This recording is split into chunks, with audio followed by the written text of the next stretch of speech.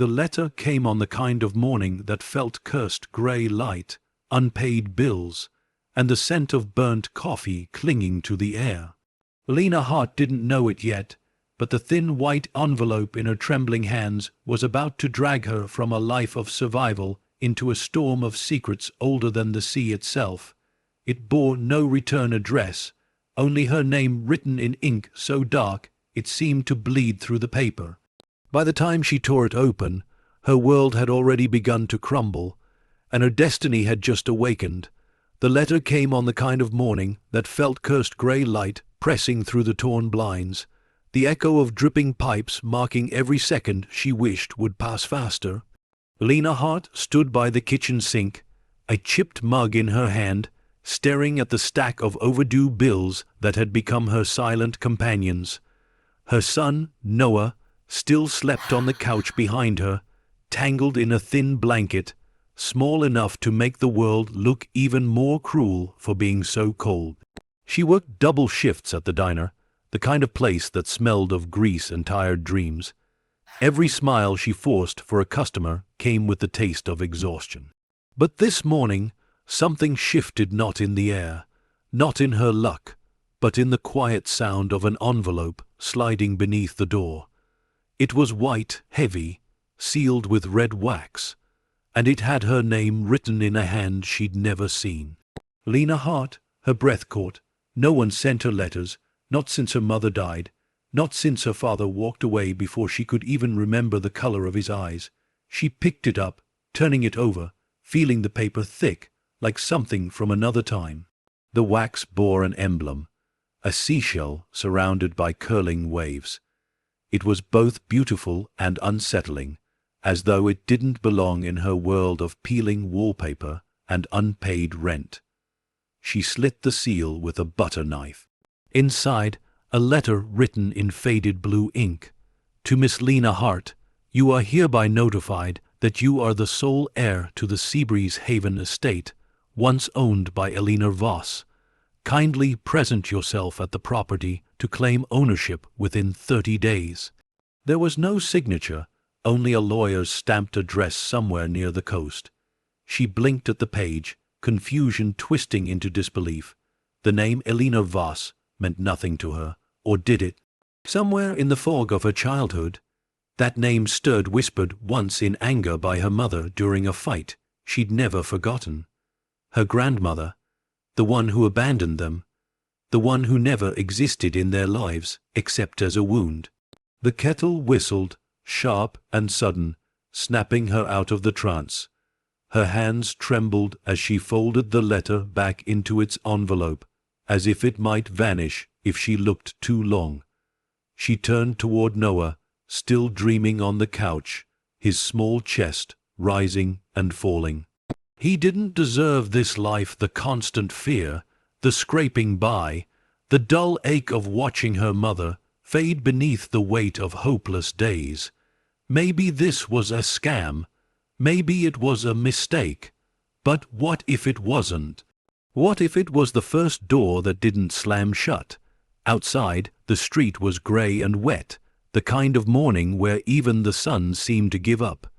She stepped onto the cracked steps of the apartment building, holding the letter like a fragile piece of luck.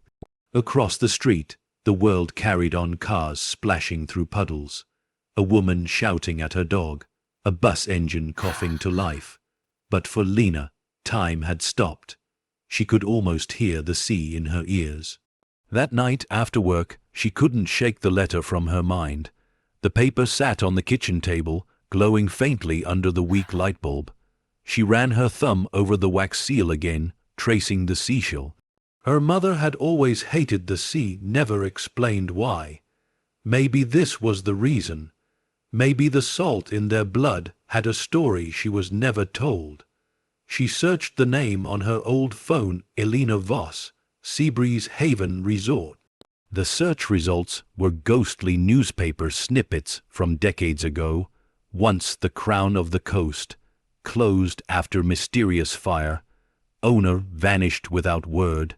She scrolled further. Photos appeared, faded postcards of grand halls, white balconies facing the ocean, and a sign swinging in the wind, "Welcome to Seabreeze Haven." Something about it called to her, not as a promise, but as a haunting. When Noah stirred awake, rubbing his eyes, she quickly folded the paper away. He looked up at her with sleepy curiosity. "Mom, you okay?" Her voice trembled just a little. "Yeah, baby, just. Something strange came in the mail." He yawned, leaning against her. "Is it good strange or bad strange?" She didn't answer. She didn't know yet. But deep down, she felt it a pull, like the tide. By midnight, she stood by the window, looking out at the rain. The city glowed faintly under the storm, but her mind was far away to a place by the sea she'd never seen but somehow remembered, a place that now belonged to her. She whispered the name under her breath, Seabreeze Haven. The words felt old, heavy, and sacred. A single question echoed through her mind. Why now? Why her? She looked back at the envelope, at the ink that seemed to darken under the light, as though the name Lena Hart had been waiting decades to be written. And somewhere, deep beyond the hum of the city, beyond the reach of her doubts, the ocean roared. It was not a sound of welcome but of awakening. As the wind pressed against the glass, Lena didn't realize the journey had already begun. Somewhere on that forgotten coast, an old house waited, its windows blind with salt, its secrets sealed in silence, and tomorrow the call from nowhere would no longer be ignored. Morning came slow, dragging light across the narrow apartment like it didn't want to stay. The city was already awake, car horns, distant sirens, the rhythm of a world that didn't care who was falling behind. Lena tied her apron, kissed Noah's forehead, and stepped into the day, the letter folded carefully inside her purse. All through her shift it burned in her mind. The words, the name, the strange emblem, they pulsed behind her eyes like a heartbeat. She poured coffee, took orders, smiled on autopilot, but inside she was somewhere else, standing before a vast, forgotten coastline she'd never seen. At the counter, her friend and co-worker, Dana, noticed the haze. "You look like you saw a ghost," she said, sliding a plate toward her. Lena forced a laugh. "Maybe I did." Dana arched a brow. "Well, if it's a good-looking ghost, tell him I'm single." But Lena wasn't in the mood to joke. She reached into her apron and pulled out the envelope, setting it on the counter between them. "What's that?" "My grandmother's estate, supposedly." Dana's expression shifted, half intrigue, half disbelief. "You never said you had family like that." "I didn't," Lena said quietly. "At least, I thought I didn't." For the rest of the day, she moved through the motions, her hands working but her thoughts drifting. The hum of the diner faded into white noise. Every time the bell above the door rang, her heart jumped as if the next person might carry another letter, another impossible truth. When her shift ended, she walked home under a bruised sky. The city lights bled into puddles, and her reflection stared back at her weary eyes, the face of a woman who'd fought too long just to stay afloat. Yet now, beneath that exhaustion, a spark had lit, not hope, exactly, but curiosity. At home, Noah sat cross-legged on the couch, crayons scattered around him. He was drawing waves, a lighthouse, a boat with two stick figures. "Us?" she asked. He grinned, "Going somewhere warm." Her heart clenched. Kids always knew before words did. That night she didn't eat. She didn't turn on the TV. She just sat at the table, the letter open again under the flickering kitchen light. The wax seal lay broken beside it, like a heart split clean in two. She read it again and again. The words never changed, but their meaning grew heavier. Heir, property, claim ownership within 30 days. Something in her refused to believe it was random. Someone wanted her there. Someone who knew her blood, her name, her struggle, and maybe someone who wanted her to finish something they couldn't. By midnight, she'd made her decision, not out of greed, not even out of hope. But because the silence in that apartment had begun to feel like a cage, the bus to the coast left before dawn, the air smelled like diesel and rain. She sat by the window, clutching Noah's small hand as the city shrank behind them. He leaned against her, eyes heavy with sleep, while she watched the world blur, buildings giving way to fields, fields to forests, and finally, to the endless grey stretch of the sea. The closer they got, the stronger it pulled at her, like something ancient recognizing its own. When the bus stopped at the final station, there was nothing but a rusted sign pointing toward a winding road. Seabreeze Haven, 3 miles. Lena tightened her coat, lifted her bag, and started walking. The wind carried the scent of salt and something older, decay mixed with memory. The horizon was a smear of silver where the sea met the clouds, restless and alive. Noah ran ahead, chasing the gulls that screamed above the cliffs. She smiled faintly, though her chest felt heavy. Every step forward felt like walking into someone else's life. Finally, as they turned a corner, she saw it. The resort. Seabreeze Haven stood on the edge of the world, a skeleton of beauty. Its white walls were stained with salt, balconies eaten by rust, windows hollow like blind eyes. Yet beneath the decay, there was grandeur, the bones of something magnificent that time had failed to erase. A gate hung crooked on its hinges, half wallowed by vines. An old sign swayed in the wind, letters barely legible. "Welcome to Seabreeze Haven." Lena stopped. The letter crinkled in her pocket, as if reminding her she belonged here now. She reached for the gate, the iron cold beneath her fingers, and pushed it open. It groaned like a living thing. The air changed the moment she stepped through. The sound of waves grew louder, echoing through the empty halls beyond. Noah clung to her hand, his small voice trembling. "Mom, is it safe?" She smiled softly, though her heart pounded. "I don't know yet, honey, but it's ours." They crossed the courtyard, weeds breaking through cracked tiles. A faded fountain stood at the center, dry, but carved with seashells and angelic faces now streaked with moss.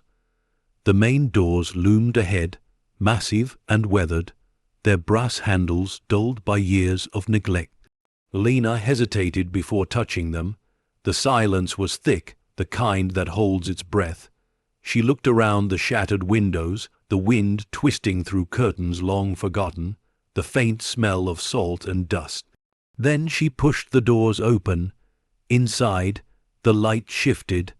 Dust motes floated like ghosts in the air. A chandelier hung above, crystals crusted in salt, as if the sea itself had reached in to claim what was once gold. The grand lobby stretched wide, faded murals on the walls, a reception desk carved from marble now cracked down the center. Noah's voice echoed softly. "It's beautiful, Mom." Lena swallowed hard, tears pricking her eyes. It was. A seagull's cry cut through the silence, distant but sharp.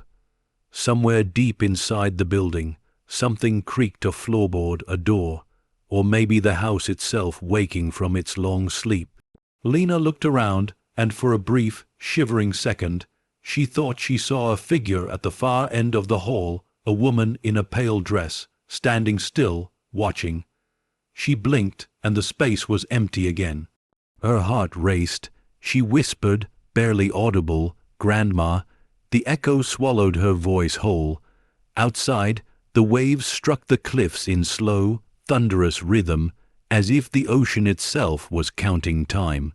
The wind carried the taste of the past, and in that lonely ruin by the sea, Lena Hart's life began to rewrite itself. She didn't yet know that beneath those rotted floors and peeling walls lay a truth too heavy to stay buried, a truth that had waited half a century for her to arrive. As the first drops of rain touched the earth, Lena closed the door behind her, and Seabreeze Haven exhaled as if welcoming home the last of its blood. As the night deepened, she realized the story was only beginning. The wind that greeted Lena that first morning by the sea carried the scent of rust and memory. Waves crashed against the jagged rocks below the resort cliffs, their echo seeping into the bones of Seabreeze Haven like a restless heartbeat. The storm that had followed her all the way from the city had not yet passed. It lingered in the gray sky, rolling across the horizon like something ancient refusing to let go. Inside the grand, decaying lobby, the air felt colder than the wind outside. Dust floated in thin shafts of light, cutting through the broken windows, and every sound, the groan of the old staircase, the rattle of a loose shutter, felt alive, aware. Noah walked close to her, his small hand clutched around hers, his eyes wide with equal parts wonder and fear. "Mom," he whispered, "do people still live here?" Lena smiled faintly, though her lips trembled.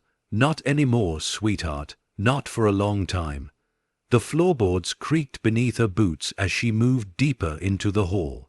The silence wasn't empty, it was heavy, full of things unspoken. Faded portraits lined the walls, each face blurred by time. She brushed her fingers over one, a woman in pearls and lace, her painted eyes half hidden beneath a film of dust. For a heartbeat, Lena thought those eyes looked back at her. She turned away quickly.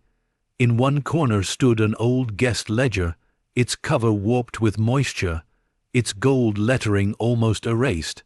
She opened it carefully. The pages were brittle, filled with elegant handwriting that danced like waves, dates, names, and notes that felt like whispers from another life. But at the end, the writing changed. The ink darkened, jagged, rushed. A final entry: "The sea is rising again, the light has returned. Lock everything below." Lena frowned. The words didn't make sense, but something about them made her skin prickle. She closed the book. In the far corner, a door hung open, revealing a staircase leading upward.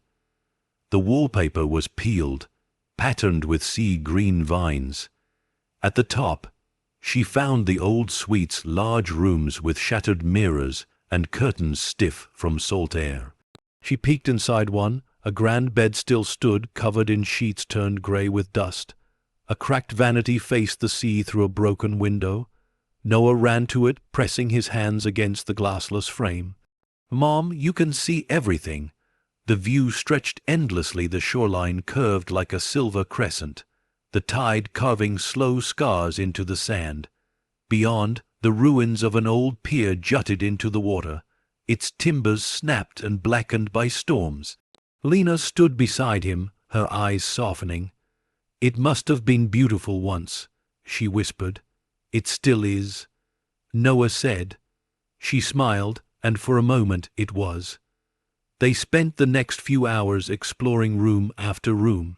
She found remnants of forgotten luxury velvet chairs eaten by moths, a chandelier collapsed onto a ballroom floor, and a grand piano whose keys still breathed faint, broken notes when touched.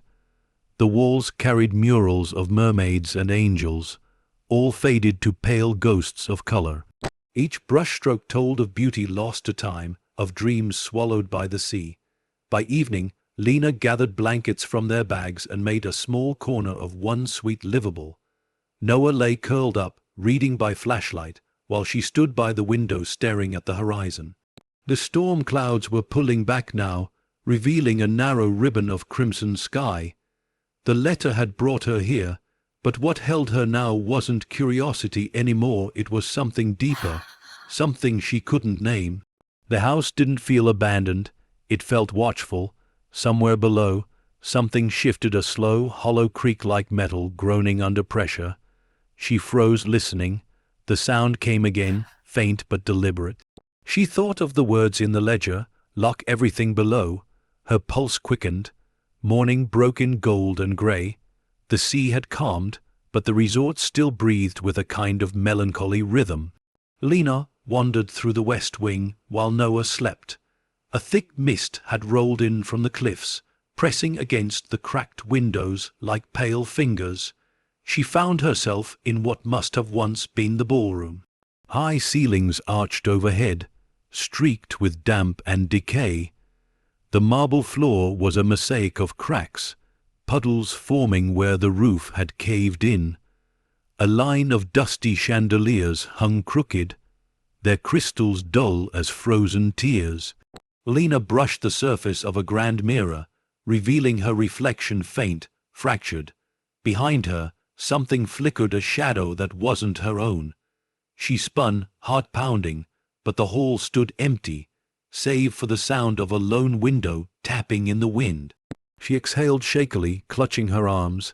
"Get it together, Lena," she muttered. "You're just tired." But even as she said it, the feeling lingered.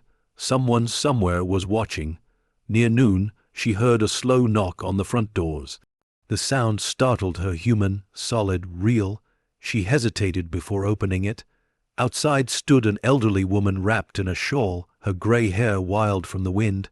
Her eyes were sharp, sea-colored, and full of something Lena couldn't read. Pity, perhaps. "You must be the new owner," the woman said. Her voice was soft but heavy with warning. Lena nodded cautiously. "I just arrived yesterday. I'm Lena Hart." The woman's expression flickered. "Hart," she repeated. "Elena's blood, then?" Lena's breath caught. "You knew her, knew her?" The woman's lips curved into something that wasn't quite a smile. "I worked here. I watched her build this place from the ground up, and I watched it die." Lena opened the door wider. "Would you like to come in?" The woman shook her head. "No, child, I don't step inside any more." "Why not?" The old woman looked past her, toward the shadowed halls. "Because some doors here were never meant to open again." The words hung heavy between them. "Your grandmother," she continued, "was a kind woman once, but this house, it changed her. The sea gives and takes, and what it took from her, it never returned." Lena frowned. "What do you mean?" The woman's eyes glistened in the mist. "You'll see soon enough. Just remember the coast remembers its dead." And with that, she turned and walked back down the path, her figure dissolving into the fog until she was gone. That evening, Lena stood alone at the balcony, watching the sky turn bruised with twilight. The sea below glimmered faintly, the kind of light that didn't come from the sun. For a moment, she thought she saw movement beneath the waves, shapes that caught the glow and vanished. She blinked hard. Nothing but the tide. Behind her, Noah stirred in his blanket fort. "Mom, are we staying here long?" She hesitated. "Just until we figure things out." "Do you think Grandma would have liked us?" Lena smiled faintly. "I hope so." But deep down, she wasn't sure. A whisper seemed to move through the corridor, faint, almost like a sigh carried by the sea breeze. It wasn't the sound of loneliness. It was something older. Something calling her name. As night fell, the fog thickened around the resort, swallowing it whole. Lights flickered once, then went out. The only sound was the sea crashing, breathing, whispering against the shore. And beneath that sound, Lena could almost swear she heard footsteps, faint, rhythmic, echoing from the ballroom below. She clutched the edge of her blanket, staring into the darkness. The coast had ghosts, she could feel them now. And one of them, she feared, had just begun to stir. As the waves pounded the cliffs outside, Lena knew Seabreeze Haven had woken, and whatever waited in its depths was not done with her yet. The night pressed closer, and somewhere below, something whispered her name. By dawn, the mist had swallowed the coast whole. The world beyond the window was nothing but shifting gray sky and sea blending into one endless veil. The silence of Seabreeze Haven felt heavier now, as though the walls themselves were holding their breath. Lena rose quietly, careful not to wake Noah, and moved through the halls with a flashlight trembling in her hand. She wasn't sure what she was looking for, maybe proof that the noise from last night had been her imagination. But with every step, the house seemed to murmur, floorboards sighing, wallpaper peeling like skin. The flashlight beam caught glimpses of tarnished gold frames, half-rotted doors, and writing etched faintly into the walls, hidden beneath layers of dust. She stopped, The words were almost invisible. The sea keeps what it loves. Her pulse quickened. She reached out and brushed the wall, the dust smearing across her fingers. The phrase was carved deep, as if by someone desperate to leave a warning before being silenced. Behind her, a door creaked open slow, deliberate. She turned sharply, the beam trembling. A long corridor stretched before her, ending at an archway she hadn't noticed before. There, beyond the gloom, she could see the faint outline of a staircase not leading up, but down. She moved closer. The air grew colder, carrying the smell of brine and old metal. At the top of the stairs hung a sign, half rusted but still readable, Maintenance Basement Access. Her throat went dry. The sound from the night before, that hollow groan, had come from below. The words from the ledger came back to her in a whisper. Lock everything below. Still, she stepped forward. The air shifted with each movement, as if the house was warning her. She reached for the railing. It was slick with salt. Then a voice, soft, faint, a woman's voice. Lena. She froze. The flashlight flickered, catching the edge of movement, a shadow pulling away into the dark. She stumbled back, heart racing, breath shallow. Who's there? Her voice cracked against the silence. Only the ocean answered, distant and endless. She backed away, closing the basement door gently, as though afraid to wake whatever was beneath. When Noah woke, the morning light had returned, thin and uncertain, but enough to pull her from the fog of fear. She made him breakfast using an old camping stove, the smell of instant coffee and toast barely masking the damp. He laughed at something small, a seagull stealing crumbs from the windowsill, and for a moment she almost forgot the unease in her chest. "Can we fix it up, Mom?" he asked between bites. "The hotel. Make it pretty again." Lena smiled faintly.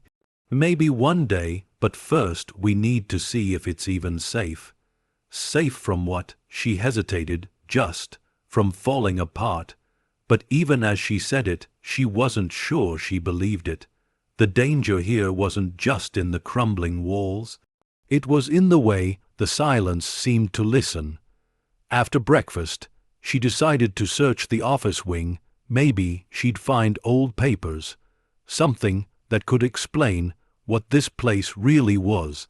The room she entered had once been grand wood, paneled walls, an enormous desk covered in cobwebs, and a cracked window looking out toward the cliffs. She pulled open a drawer.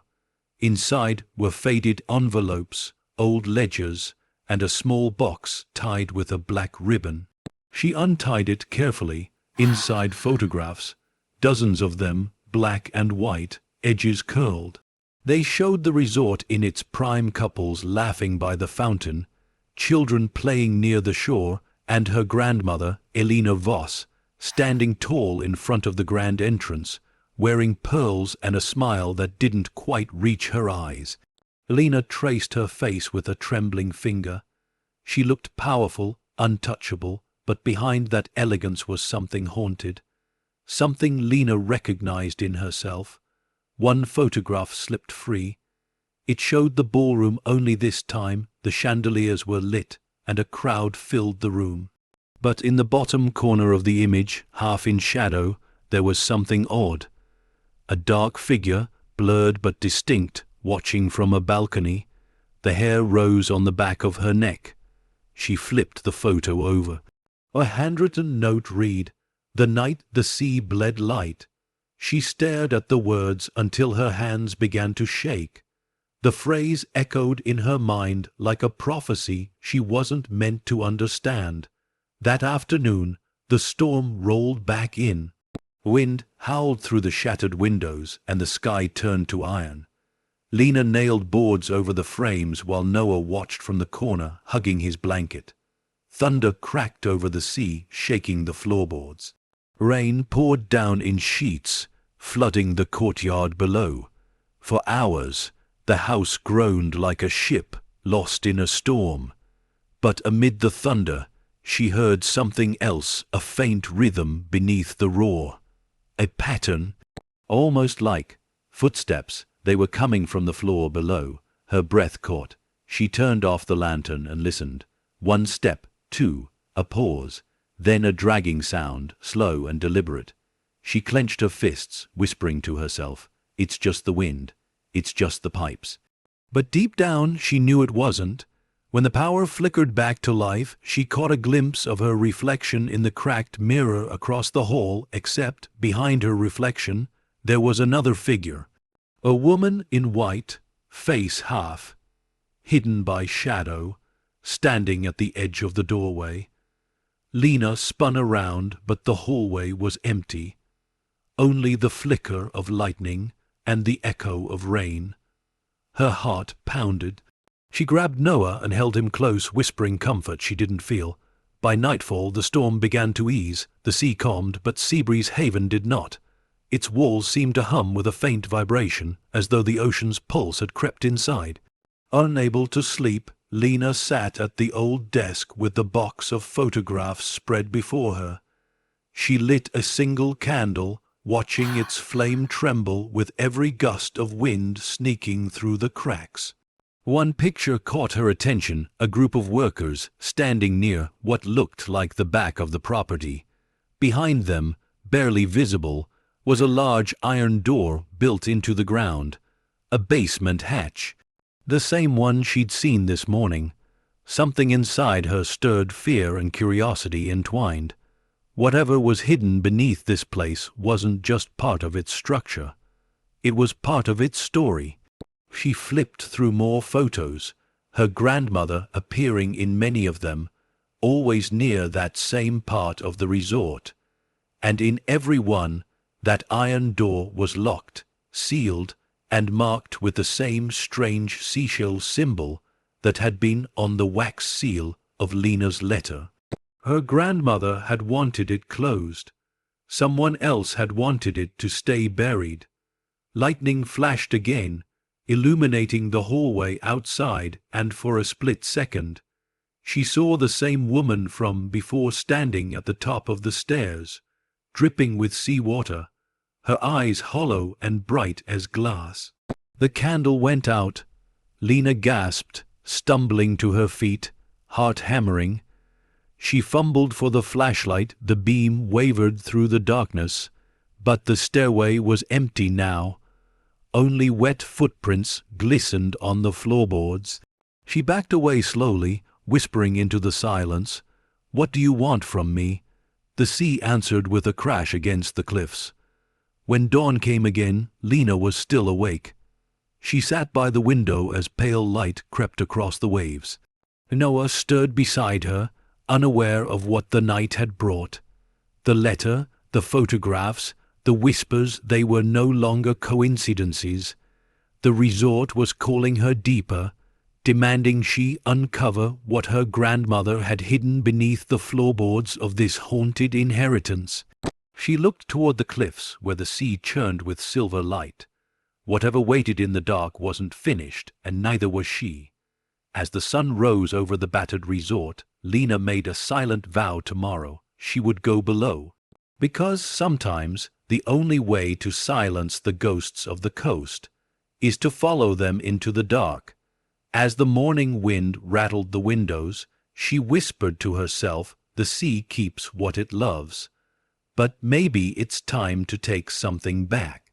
And with that, Seabreeze Haven's walls seemed to shudder as if they, too, knew what she was about to do.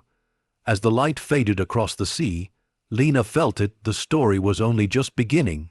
By the time the third morning arrived, Seabreeze Haven had begun to feel less like a building and more like a presence. The walls no longer simply stood, they listened. The air no longer just moved, it breathed. Lena woke before sunrise, startled by a faint sound, a low hum, steady and rhythmic, rising from somewhere deep below the floor. At first, she thought it was the sea waves rumbling through the cliffs beneath the old foundation. But the more she listened, the clearer it became. It wasn't the ocean, it was something else, something alive. She rose quietly, careful not to wake Noah, and stepped into the hall. Her footsteps echoed through the corridor, merging with the pulse beneath her feet. The boards creaked, their groans uneven, as if reacting to her every move. The farther she walked, the stronger the sound became, a whispering vibration, subtle but constant, like a voice trapped beneath wood and time. She stopped near the grand staircase. That was when she felt it, a sudden chill running along her ankles. A draught, cold and damp, seeped through the cracks between the planks. She knelt, pressing her hand to the floor. The whisper grew louder. It wasn't the wind, it wasn't her imagination, it was coming from underneath. Her pulse quickened. She tapped the boards with her knuckles, hollow, then again, another hollow spot, softer. She followed the sound, inch by inch, until she reached the far corner of the hall, a patch of warped planks darker than the rest, damp with salt and age. The humming seemed to concentrate there, rising and falling like a heartbeat. Something was beneath this floor. She grabbed a knife from the nearby kitchen and pried gently between the cracks. The wood splintered with a reluctant groan, releasing a waft of air, so cold it bit into her lungs. And then she saw it, a small iron handle, half buried beneath layers of rot. Her heart stopped. A trapdoor. By the time Noah awoke, the morning light had turned pale and restless. He found his mother crouched on the floor, brushing dust from the edges of the hidden hatch. "Mom," his voice was small. "What are you doing?" Lena forced a smile that didn't reach her eyes. "Just cleaning. Found something strange." He came closer, peering at the metal ring. "Is that a door?" "I think so." "Can we open it?" She looked at him, his wide, innocent eyes, full of wonder and trust. Then at the door, silent, waiting, heavy with its own kind of warning. "Not yet," she said softly. "Maybe later." Noah crouched beside her, tracing a finger along the edge of the hatch. "It looks like it's been here forever." "It probably has." "Do you think Grandma made it?" The question hit harder than she expected. "Maybe," she whispered. "Maybe she did." She stood, brushing her hands on her jeans, trying to steady her breath. But the unease clung to her like humidity. That whisper hadn't been just sound. It had been language. She couldn't make out the words, but something about the rhythm felt almost intentional, as though the house itself was trying to speak. She closed the hatch again and placed a rug over it, her hands trembling as she smoothed it flat. But the whisper didn't stop. It lingered just beneath the surface, pulsing faintly under her bare feet. Later that afternoon, the caretaker's widow returned, the same woman who'd appeared days before, her grey shawl wrapped tight against the sea wind. Lena spotted her through the window and hurried to the door. "I told you," the woman said before Lena could speak, her eyes sharp as glass. "Don't linger in the West Hall after dark." Lena frowned. "You knew there was something there." The woman hesitated, then sighed. "I told your grandmother the same thing once. She didn't listen either." Lena stepped aside. "Please, come in. Tell me what you mean."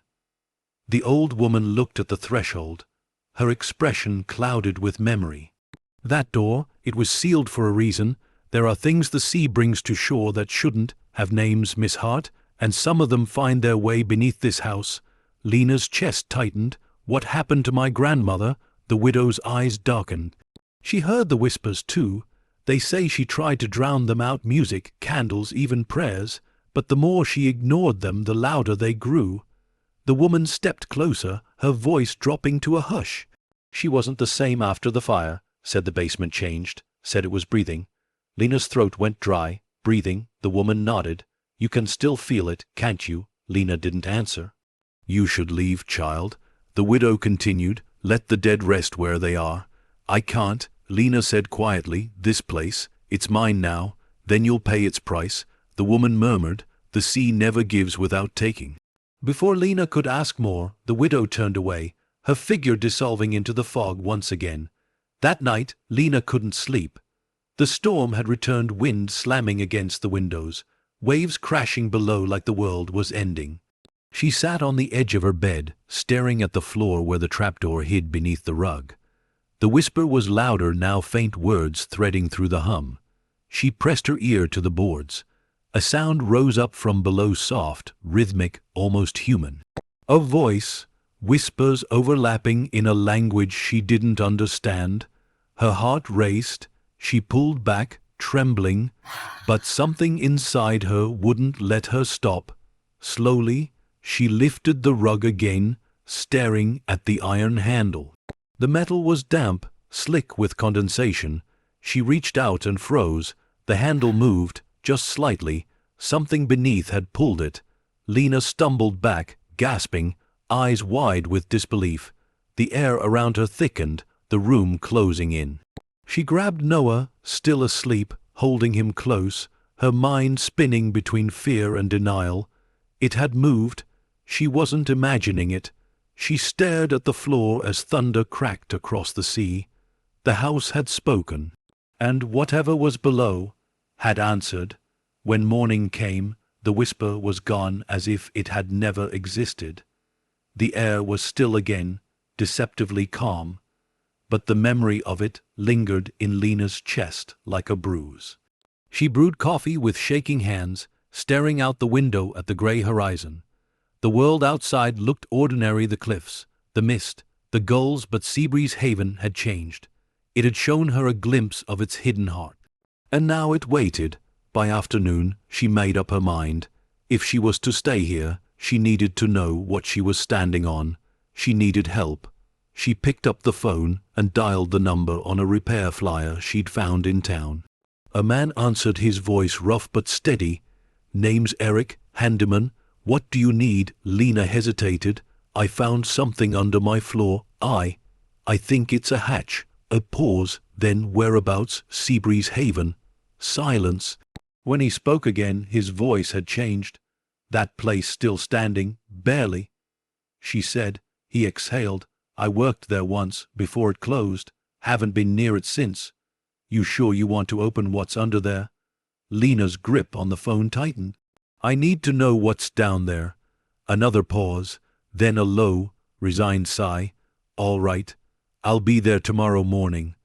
That night, she sat in the dark, Noah asleep beside her, and listened to the rain tapping against the glass.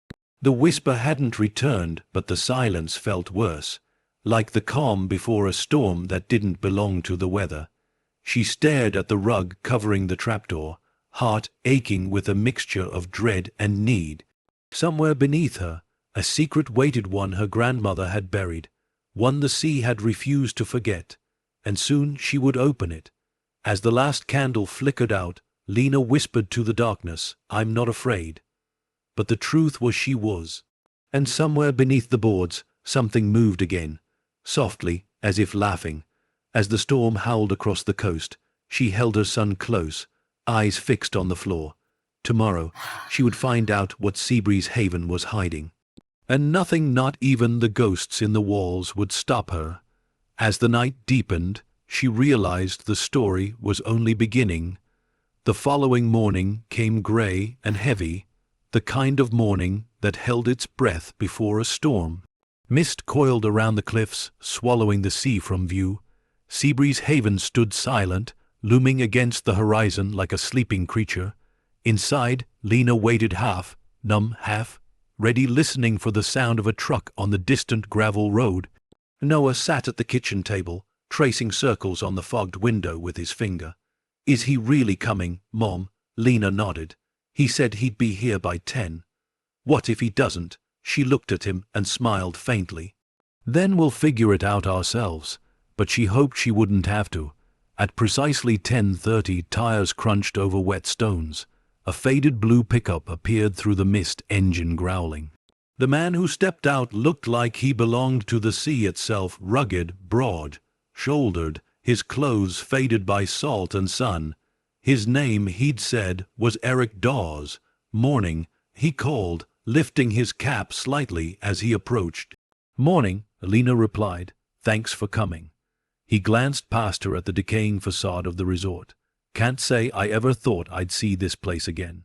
You worked here once, he nodded slowly. Years back, maintenance crew before the fire. His eyes met as a quiet warning flickered there. You sure you want to start digging in its bones? Lena crossed her arms. I didn't invite you for decoration, Mr. Dawes. There's something under the floor. I just need to know what it is. He studied her for a long moment, then sighed. All right then, let's see your ghost. They stepped into the west hall. The boards groaned under their weight, as if resentful of the intrusion. Lena pulled back the rug to reveal the iron hatch. The handle, dark with rust, glistened faintly in the grey light. Eric crouched beside it, running a hand over the edges. Well, that's no cellar door, he muttered. Looks military reinforced, not something a resort should have had. What do you mean? He tapped the frame. Steel brackets, double hinges. You don't build something like this unless you're hiding what you can't destroy. Lena swallowed hard. Can you open it? Depends, he said, squinting. If it's welded or bolted shut, I'll need my kit. If not. He reached for the handle and tugged lightly. It didn't budge. He tugged again, harder. The sound that followed was a low, metallic groan like the house itself crying out. Sealed, he murmured, but not welded. Give me a minute. He went out to the truck for tools, leaving Lena alone with the hatch. The silence returned heavy and thick. The whisper wasn't there this time, but something colder took its place. A pressure in the air, the sense of being watched. She turned sharply. Nothing, only dust swirling in the half-light. Then she noticed the photograph she'd left on the nearby table, the one showing her grandmother standing near that same iron door decades ago. The photo had fallen face down. When she picked it up, a strange mark glistened on the back, faint but visible under the light. A circle drawn in ink, with what looked like an eye at its center. Her hand shook. That mark hadn't been there before. Before she could think, Eric returned. All right, he said, setting down his tools. Let's wake it up. He wedged a crowbar under the frame and pried hard. The wood splintered with a crack, releasing a gust of air so cold it made them both flinch. The smell that followed was ancient salt, rust, and something faintly sweet, like faded perfume. Eric coughed. Smells like the ocean's been living down there. He leaned closer, peering into the gap as he worked the hinges loose. There's a ladder, he said, and concrete walls, doesn't go far, looks like a room, not a tunnel. Lena's heart raced. A room, yeah, small, sealed tight. The final hinge gave way with a scream of metal. The hatch fell open, revealing a square shaft descending into darkness. A stale breeze rose from below, carrying the faintest echo of water dripping in the distance. Lena knelt beside it, flashlight trembling in her grip. The beam cut through the dark, illuminating rough stone walls and a ladder bolted into the side. She could barely breathe. Eric shook his head. I'll go first. If it's safe, I'll call up to you. She hesitated. All right. He climbed down slowly, boots clanging on the metal rungs. The echo of each step vanished into the black below. When he reached the bottom, his voice drifted up, low and distant. Floors solid, rooms small, looks like storage. Lena took a deep breath and followed. The air grew colder with every rung, her fingers numb by the time her feet touched concrete. The flashlight revealed a low-ceilinged chamber walls lined with shelves covered in dust and salt crystals. Old crates sat stacked in corners, labels worn away. A rusted table leaned against one wall, papers scattered and half fused to its surface. Eric brushed the dust from one of the crates. Looks like it's been sealed a long time. Lena knelt beside another. The wood was damp but intact. She pried it open, revealing glass jars filled with something that glittered faintly under the light. Sand, no, not sand, crystals. She lifted one jar, her breath fogging the glass. Inside, the crystals shimmered with a dull silver hue, like frozen light. What the hell? Eric muttered, "You see this?" Lena turned another jar in her hands. "They look like salt deposits, maybe." He cut in, though his tone lacked conviction. "Or minerals. Still strange to keep them down here." They explored further. On the far wall, Lena found a small cabinet with a rusted lock. She forced it open with a crowbar. Inside, wrapped in oilcloth, lay an old photograph her grandmother again, younger this time, standing beside two men in suits. Behind them, on the wall, was the same seashell emblem from the wax seal. Beneath the photo, a folded page, water, stained but legible. "The night the sea bled light. We sealed it beneath. No one must open the vault." Lena's hands trembled. "Vault," she whispered. "This isn't the vault." Before Eric could answer, the flashlight flickered. The air thickened. A faint, rhythmic sound began, the same whisper she'd heard before, now clearer, closer. It rose from the walls, from the floor, from the very air around them. Eric's head snapped up. "What is that?" Lena froze, her heart pounding. The whispers layered over one another, countless voices, faint but urgent, speaking in tones that weren't human. Words formed and broke apart, weaving through the dark like waves. Then the light died completely. Darkness swallowed them whole. Eric cursed under his breath, fumbling for his lighter. The flame flared weakly, revealing the walls and something else. Symbols, dozens of them, carved into the concrete. Spirals, eyes, waves, and the same seashell emblem, repeated over and over, painted in something that shimmered faintly, even without light. Lena backed away, voice shaking. Who did this? Eric's lighter flickered again, and for a moment the shadows shifted, forming the faint outline of a figure standing in the far corner of the chamber. A woman, hair trailing, her body pale as salt. Lena gasped. "Eric!" The flame went out. A rush of cold air swept through the room, slamming the hatch above with a deafening clang. Darkness consumed them. The whispers rose into a chorus, desperate, pleading, and terrible. And through the noise came a single, distinct voice, clear and broken, spoken in a whisper that carried the weight of blood and time. "Lena, don't open the vault." The light returned as suddenly as it had vanished. The figure was gone. The air was still. Eric exhaled shakily. "We're leaving. Now." They climbed out, slamming the hatch shut behind them. Lena covered it with the rug, her hands trembling uncontrollably. Neither spoke for a long time. Finally, Eric said quietly, "Whatever your grandmother was hiding down there, it wasn't gold. It wasn't anything human." Lena met his eyes, her voice barely a whisper. "Then what was it?" He looked toward the sea, eyes dark as the storm. "A secret that shouldn't have survived the tide." Outside, thunder rumbled, distant but approaching. The sea was restless again, waves crashing harder against the cliffs. And beneath the floorboards, faint but unrelenting, the whisper returned. As the wind screamed through the shattered halls, Lena realized something dreadful. Her grandmother hadn't built the basement to hide from the sea. She'd built it to contain it, and whatever had been sealed there was awake again. As the night fell over Seabreeze Haven, Lena sat in the dark, listening to the hum beneath the boards, her pulse matching its rhythm. The house was alive, the past was breathing, and the whisper beneath the floorboards was learning to speak her name. As the storm deepened, she understood one thing clearly: the story was only beginning. The next morning came without light. Only the slow crawl of fog through broken windows marked the hour. Seabreeze Haven lay silent, the kind of silence that waits, that listens. Lena hadn't slept. Every time her eyes closed, she saw the figure from the basement, pale, voiceless, standing in the dark. The whisper still pulsed faintly through the floorboards, almost like a heartbeat under the house.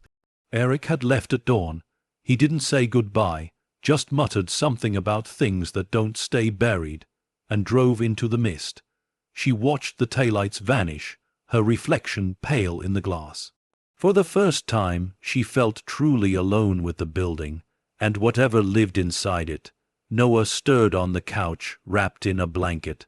"Mom, did he fix it?" She forced a smile. "Not yet, honey, but we'll get there." He nodded sleepily. "It's okay. I like it here. It's quiet." Quiet? That word felt wrong in this place. The silence wasn't peace, it was pressure, like something waiting to be heard. Lena made coffee, her hands still trembling from the night before. The kitchen light flickered once, twice, then steadied. She looked at the floor, the same spot that hid the trapdoor, and felt her heart tighten. Whatever was beneath them wasn't just space. It was purpose. She picked up her grandmother's photograph again, the one she'd found in the sealed cabinet. Elena Voss stared back from another lifetime, regal, confident. But there was something in her eyes Lena hadn't noticed before: fear, faint but unmistakable. Behind her, in the photo, a wall of iron and concrete, the same as the one below, a vault, and in her grandmother's handwriting scrawled faintly across the back, "The light beneath the sea, never again." The day passed slowly. Rain swept across the coast, rattling the windows and filling the halls with a dull, ghostly echo. Lena tried to distract herself by cleaning anything to keep her hands busy, her mind from sinking back into that dark room below. But Seabreeze Haven resisted her touch. Every broom sweep stirred up not just dust, but fragments of the past: a child's shoe under a staircase, a rusted brooch caught in a floorboard crack, a ledger with names half faded into nothing. She found one page intact, a record of staff assignments from years ago: caretakers, cooks, cleaners. At the very bottom, written in a different hand, was a note: restricted access, lower east wing, authorization, EV, her grandmother's initials. The east wing? She hadn't been there yet. Lena set the ledger down slowly, her breath shallow. She grabbed the flashlight, told Noah to stay inside, and stepped into the hall. The floor creaked beneath her feet as though the house disapproved. The east wing was colder, darker too. The windows here were boarded shut, the air thick with salt and mildew. The wallpaper peeled in long curls like skin. The deeper she went, the more she felt it, a faint vibration under her soles. That same pulse. She reached the end of the hall, where a large wardrobe blocked a doorway. It looked heavy, carved from mahogany, covered in dust thick as ash. She ran her fingers along its edges, noticing faint drag marks on the floor. It had been moved once before. Her pulse quickened. She braced herself, pushing with all her strength. The wardrobe groaned, inching aside, dust raining down. Behind it, a door, painted over, hidden deliberately. She raised the flashlight. Faint words were etched into the wood beneath the paint: room B17. She hesitated. The room that shouldn't exist. She whispered. The knob resisted at first, rusted solid, but after a few turns it gave way with a long, reluctant click. The door opened into darkness. She stepped inside, the beam cutting through the stale air.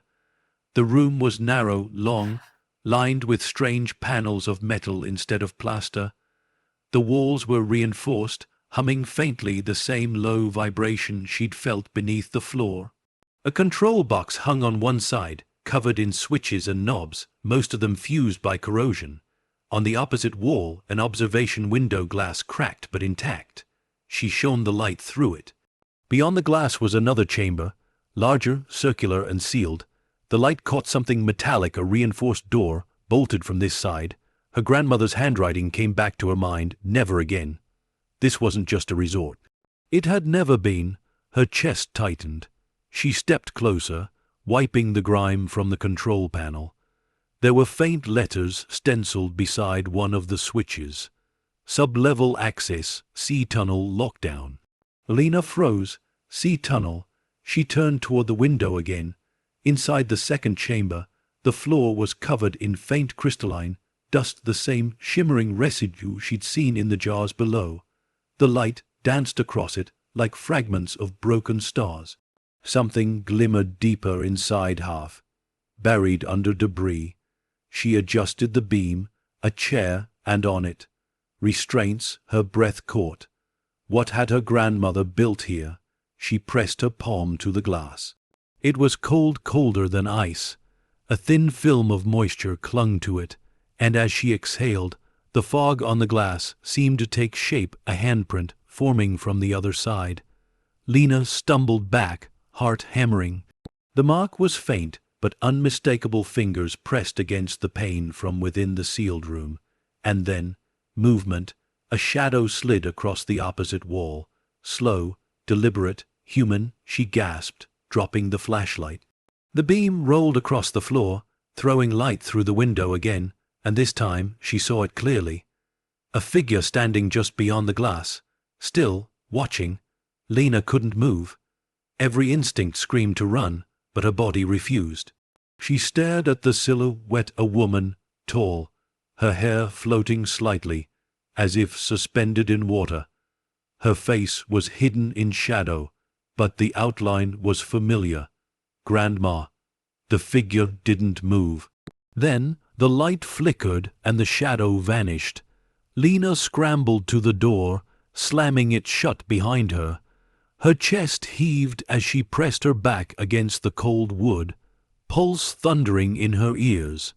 The hum in the walls intensified, rising into a faint metallic whine. Lights along the corridor began to flicker one by one, following her as she ran back toward the main hall. By the time she reached Noah, the rain had turned violent, hammering against the roof like fists. He looked up from his drawings, startled. "Mom, what's wrong?" She forced a breath. "Nothing, baby. Just stay close to me, all right?" He nodded, sensing her fear. The hum beneath the floor grew louder, steady, deliberate, pulsing with the rhythm of the storm. Lena pressed her hand to the wall, and for a moment she could feel it vibrating beneath her skin, like the house was alive and trembling.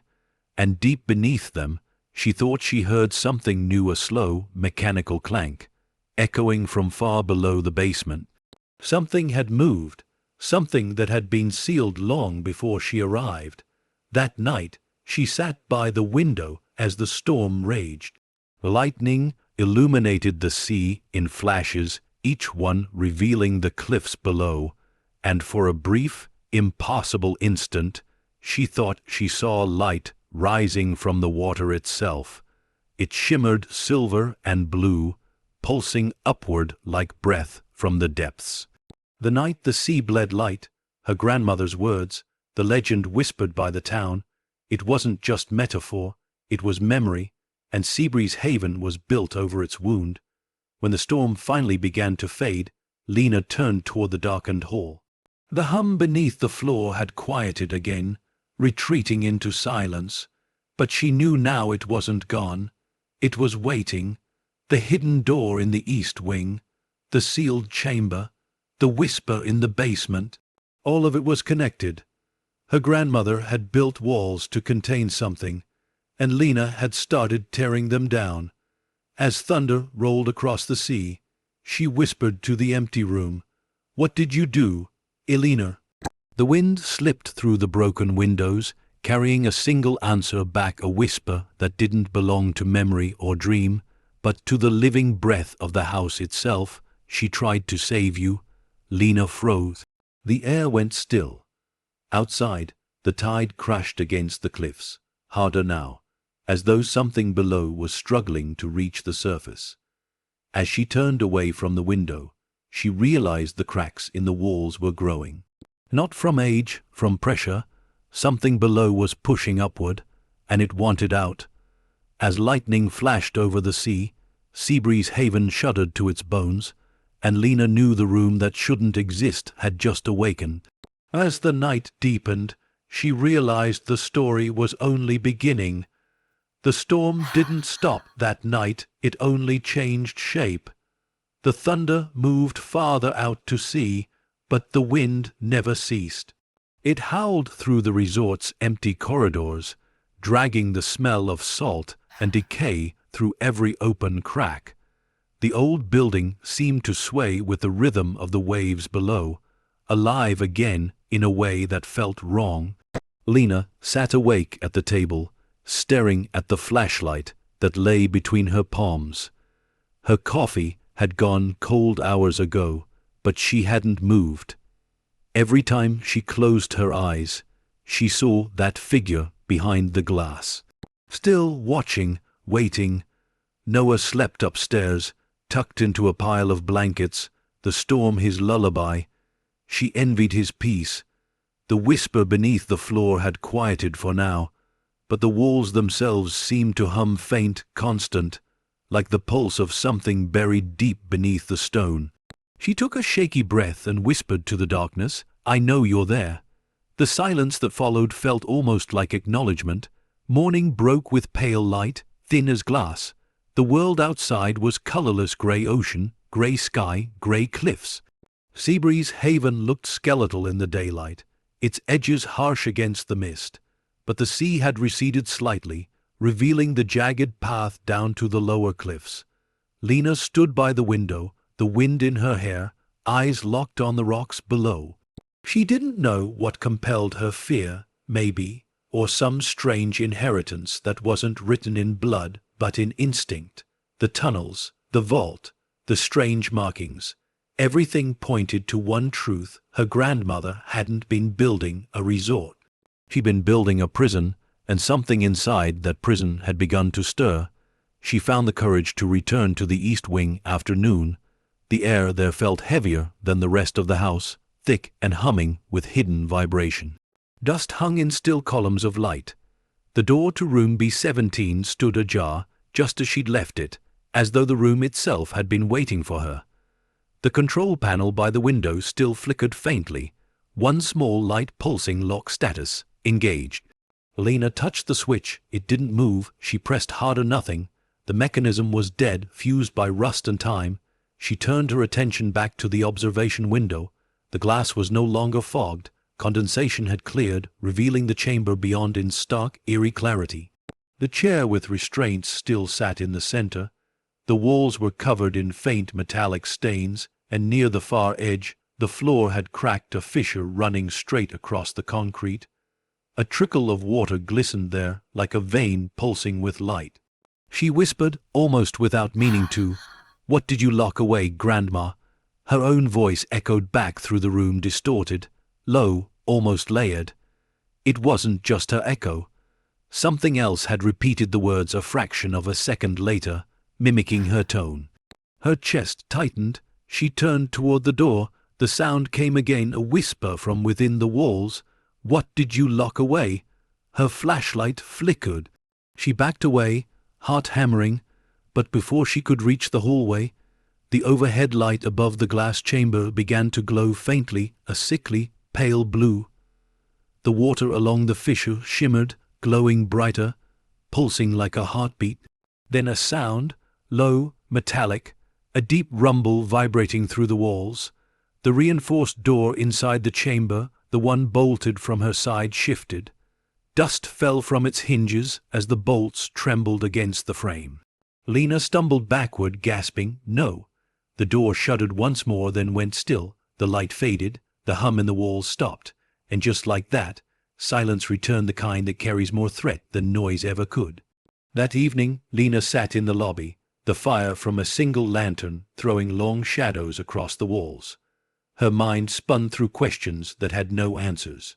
Her grandmother's journal fragments, the coded ledger, the whispers, the vault, it was all part of something far older than the family name. She picked up the envelope that had started everything, the inheritance letter. She ran her finger over the wax seal, still marked by that seashell emblem. Her grandmother had chosen her for a reason. But why now? As she turned the envelope over, something caught her eye. The paper lining on the inside had come loose, a small tear near the corner. She pried at it gently and found another piece of paper hidden within, folded tight. Her pulse spiked. She unfolded it carefully. It wasn't a letter. It was a page torn from a journal, The handwriting was unmistakable, her grandmother's. If she receives this, then the seals have failed, the house will awaken, the tide will turn red again, the vault must never open. There are things beneath us that remember what we took from them. Beneath that, smeared in ink, the diamonds are not what they seem. Lena's breath caught. Diamonds? There had been none here, only salt crystals, but her grandmother's words twisted the truth. The diamonds are not what they seem. Were they stones, or something alive? As night fell, the storm returned softer now, but steady. Lena wandered through the halls by lantern light, her reflection following her in every cracked mirror. She passed the ballroom, now half flooded with rainwater. The chandeliers above swayed gently, their salting, crusted crystals chiming faintly like bells in the wind. The sound was mournful, almost human. She stepped into the room and paused. The water shimmered faintly, not from the light of her lantern, but from something beneath the surface. A faint silver glow, pulsing slowly, spreading outward like ripples from a heartbeat. Her throat went dry. She knelt, lowering the lantern closer. The glow intensified, refracting through the water. Beneath the cracked tiles she saw movement faint, like something shifting far below. The heartbeat of the house. The source wasn't just under the floor, it was under everything. Suddenly, a sharp noise broke through the silence, wood splintering from above. She looked up just as one of the upper balconies gave way, crashing into the ballroom floor in a shower of dust and debris. The sound echoed like thunder through the empty halls. No, a scream cut through the air. "Mom!" She dropped the lantern and ran, her heart in her throat, sprinting toward the main staircase. He stood at the top, wide-eyed and trembling. "The walls!" he cried. "They're moving." Lena grabbed him, pulling him close. "It's okay, it's just the storm," but she looked past him and froze. The wallpaper along the upper hall had begun to bulge outward, slow, steady, as if something behind it was pressing from the other side. Cracks spread like veins across the ceiling. The sound was low and deep, the groan of shifting stone. She pulled Noah toward the stairs. "Come on, downstairs." They ran as the lights flickered violently, glass shattering overhead. The air filled with the scent of salt and ozone. The hum returned louder now, alive, rising through the walls and floors. When they reached the lobby, Lena turned to look back and saw water beginning to seep through the cracks in the walls. It trickled down the paint, carrying flecks of silver that shimmered like dust. Not water, something thicker, something alive. She backed away, clutching Noah close as the trickle turned to streams. The sea wasn't outside anymore, it was coming in. As the night deepened, Lena barricaded the main doors and lit every lantern she could find. The air crackled with static. The ocean roared against the cliffs like a living beast. She sank to the floor beside her son, whispering promises she didn't believe. The letter lay open beside her, the hidden message burned into her thoughts. The vault must never open. She stared at the floor, at the rug that hid the hatch, and felt the vibration beneath her growing stronger again. It wasn't just the storm, something below was moving. Her grandmother's voice echoed faintly in her memory, carried by the rhythm of the waves outside. The sea keeps what it loves, but it always comes to collect. And as the thunder rolled over Seabreeze Haven once more, Lena understood the vault beneath the ballroom was real. And the night her grandmother feared had come again. As lightning flared across the cliffs, she whispered to herself, her voice breaking, "I have to go down there." Because whatever was waking in the dark wasn't waiting anymore, and the story, as always, was only beginning. The storm had passed by dawn, but Seabreeze Haven still groaned like a wounded thing. The air smelled of wet salt and rust. Waves hissed against the cliffs, and in their fading roar, Lena could almost hear the echo of voices, soft, mournful, and far too human. She hadn't slept. Every sound made her flinch. Every shadow seemed alive. The ballroom floor was still damp from the flooding. Her shoes left pale prints across it as she moved. Noah sat wrapped in a blanket on the couch, drawing quietly with the stub of a pencil. His innocence felt like the only living thing left in the entire house. Lena had spent the night thinking about her grandmother, about the vault, about the faint, glowing dust that seemed to seep through the cracks of the walls whenever the tide rose. She didn't believe in ghosts, not really. But this wasn't about belief anymore. This was inheritance, and every inheritance had a price. Late that morning she heard it, the low hum of an approaching car, tires on gravel, an engine cutting off near the main gate. Lena stiffened, instinctively drawing Noah closer to her. No one came here, not without a reason. Moments later, a firm knock echoed through the lobby. She opened the door cautiously. A man stood there, tall and sharp in a dark coat, his shoes gleaming even in the grey light. His smile was polite, practiced, but his eyes were all calculation. "Good morning, Miss Hart," he said smoothly. "Name's Victor Crane. I represent a group of interested investors. We've heard you've taken ownership of Seabreeze Haven." Lena hesitated, her guard instantly rising. "How did you know that?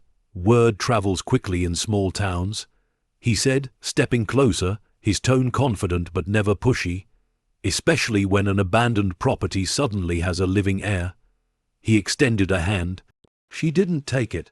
"What do you want? A conversation?" he said simply. "I assure you it's worth your time." She considered slamming the door, but curiosity outweighed fear. She gestured toward the lobby. "Fine, but make it quick." Crane entered with the air of a man who already owned the place. His eyes scanned the lobby, the cracked marble floors, the tarnished chandelier, the faint smell of the sea.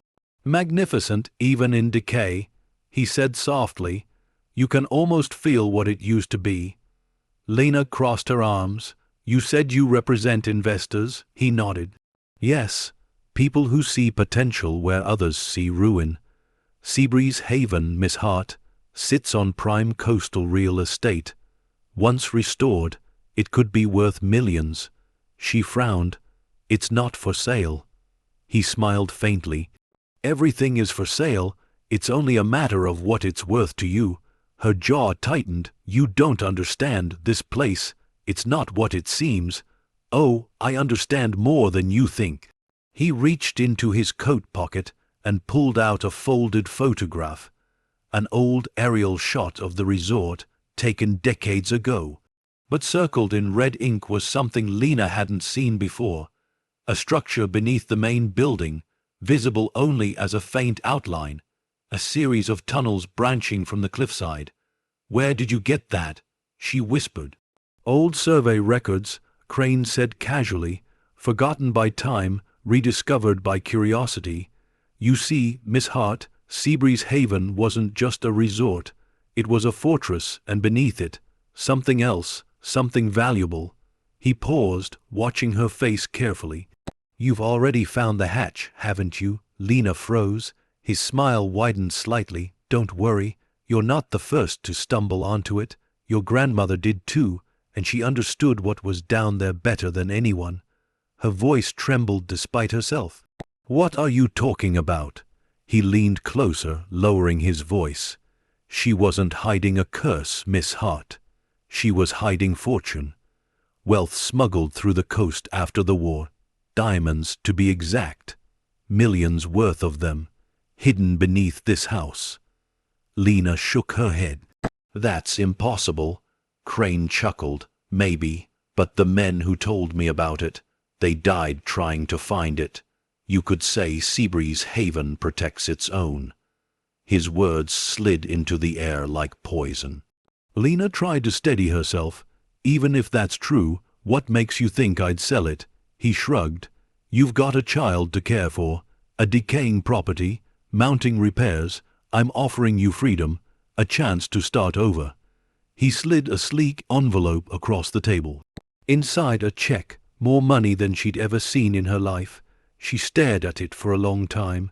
"No," his voice broke the silence. "Mom." Crane's gaze softened slightly as he looked at the boy. "You've done well to survive here, Miss Hart, but this place, it doesn't belong to you. It belongs to its history, and history, if ignored, has a way of repeating itself." Lena's grip tightened on the envelope. "You need to leave." He raised an eyebrow. "You're making a mistake." "Maybe, but it's mine to make." Crane sighed, slipping his hands into his coat pockets. "You're strong, I respect that, but strength doesn't mean much when you're standing on the edge of a cliff." His eyes flicked toward the floorboards beneath them, the place where the hatch lay hidden. Then he turned and walked out into the mist. Hours passed, but his presence lingered. Lena stood at the window, watching the fog roll back toward the sea. Something about him unsettled her, not just his confidence, but his certainty. He'd known too much about her grandmother, about the vault, about the diamonds. She looked at the envelope still lying on the table. The check was real, the offer was real, but his intentions were something else entirely. She tossed the envelope into the fireplace. The paper curled, blackened, and vanished in a single flare. Behind her, Noah spoke softly. "Are we in trouble, Mom?" She turned to him, her eyes softening. "No, sweetheart, not yet." But as she looked at the floor again, the faintest vibration trembled beneath her feet. Soft, rhythmic, familiar. The whisper, it was stronger this time, and this time it wasn't alone. That night, Lena walked the property with a lantern. The fog had lifted just enough for the moon to paint the cliffs in silver light. Seabreeze Haven loomed behind her like a sleeping beast, its windows black and hollow. Down by the shore, the sand glittered faintly beneath the moonlight. She frowned and knelt to look closer. A small object glimmered beneath the wet sand, a metallic glint, sharp against the dark earth. She dug carefully, brushing away the salt and grit.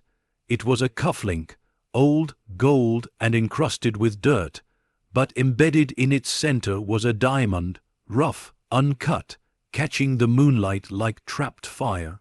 Her breath caught. It wasn't a legend, it was real. She turned the piece over. The initials engraved on the back were faint but legible. E.V. Elena Voss. Her grandmother's cuffling, or someone else's made to look like it. She looked up toward the resort, where a faint light flickered in one of the upper windows. For a moment, she thought it might be the lantern she'd left behind, but then it moved. A silhouette crossed the window, all male, deliberate. Victor Crane, he hadn't left. Lena's pulse quickened. She snatched up the cufflink, gripping it tight, and began to run back toward the house. The night wind screamed across the cliffs, carrying the scent of rain and secrets. The waves below crashed harder, louder, as if warning her to stay away, but she didn't stop, because she knew deep down that whatever had been buried here, diamonds, curses, or both, was no longer content to stay hidden. And as she pushed open the front doors, she heard it again, the whisper, stronger than ever. But now it wasn't coming from below. It was coming from the walls. As the house shuddered beneath her feet, Lena realized the truth was clawing its way to the surface. And greed, like the sea, always found a way back home. As the lantern flickered in her trembling hands, she whispered to herself, "This place isn't done with us yet." And somewhere deep inside Seabreeze Haven, a voice seemed to answer, soft, mocking, unmistakably human, "No, Miss Hart, it never is." As the night deepened, she realized the story was only beginning. The night felt different now, too alive, too watchful. Every creak in the floor, every whisper of the wind through broken windows sounded deliberate, like a breath drawn just behind her shoulder. The air had changed inside Seabreeze Haven. It carried something electric, almost sentient, as if the house itself had been waiting for this moment. Lena's pulse pounded as she crept through the grand hall, lantern shaking slightly in her hand. The glow threw long, trembling shadows up the walls. She stopped at the base of the staircase, heart hammering. Upstairs, that faint flicker of light moved against, low, steady, like someone walking from room to room. Victor Crane, he hadn't left. She moved quietly, her bare feet silent on the cracked marble. Her voice came out in a low whisper. "Mr. Crane," no answer. She climbed the stairs one at a time, each step groaning under her weight. The hallway stretched long and dark, the wallpaper damp and curling. The light she'd seen glowed faintly from the far end, coming from her grandmother's old study. When she reached the door, she stopped. It was slightly open. A soft scraping sound came from inside, followed by the faint metallic click of a flashlight. Lena pushed the door gently. Crane stood inside, his coat off, sleeves rolled up, rifling through a drawer. Papers littered the desk. When he saw her, he didn't look surprised, only mildly inconvenienced. "Miss Hart," he said calmly, "you really shouldn't leave old family records lying around. Some of them are quite valuable." Lena's voice trembled. "You broke into my house," he chuckled. "Your inheritance, technically, and I didn't break in. You left the door open." Her anger rose, steadying her fear. "You said you wanted to buy this place. Now you're stealing from it." "I'm recovering what's already been stolen," Crane said, picking up a yellow document. "Your grandmother's empire didn't crumble because of a fire. It was greed that burned it down. She took something that wasn't hers." "What are you talking about?" He looked at her, eyes sharp as glass. "The diamonds, they weren't hers to keep. They were smuggled here during the war, bloodstones traded for lives. She hid them beneath this house, thinking she could wash their sins clean. But some debts don't fade with time." He stepped closer, lowering his voice. "Do you know what she used this place for? Refugees, they said. Guests, she called them. But the truth was simpler. This resort was a front, a vault for stolen fortunes. She built the tunnels to hide it all." Lena shook her head. "You don't know that." He smiled faintly. "Don't I?" He reached into his pocket and pulled out something small. A piece of glass or crystal, dull and dust, covered. He placed it under the light, and it burst alive in color. A diamond, rough, cut, but unmistakable. "I found this in the East Wing," he said softly, "and something tells me there's a lot more where this came from." Lena stared at the stone, her heart pounding in disbelief. "You don't understand. This place isn't safe. It's not just old wood and walls. There's something alive here." Crane's smirk didn't falter. "Alive or not, everything has value. Even ghosts." He slipped the diamond back into his pocket and turned toward the window. Rain had begun again, light, persistent. "You have no idea what kind of fortune you're standing on, Miss Hart. Enough to change your life, your son's life, forever." "I don't want it," Lena said firmly. "If my grandmother hid it, she had a reason. Maybe she was just afraid of the same thing you are, poverty." The words hit her like a slap. He continued, his tone soft, persuasive. "You've been surviving your whole life, scraping by. You and your boy deserve better. Take my offer. I'll handle the rest." Lena met his gaze. "You mean you'll take it for yourself?" He smiled thinly. "I'll take responsibility for it." Her anger flared. "Get out." He tilted his head, unbothered. "You're going to regret this. Get out." This time her voice cracked through the air like thunder. Crane studied her for a long moment, then nodded, slipping his gloves back on. "All right," he said smoothly. "I'll leave, but when you change your mind, and you will, you know where to find me." He brushed past her, but as he reached the hall, he paused, turning back with a faint smirk. "Oh, and Miss Hart, the sea has a habit of uncovering what we bury. I'd keep an eye on the shore if I were you." Then he was gone, his footsteps fading into the storm.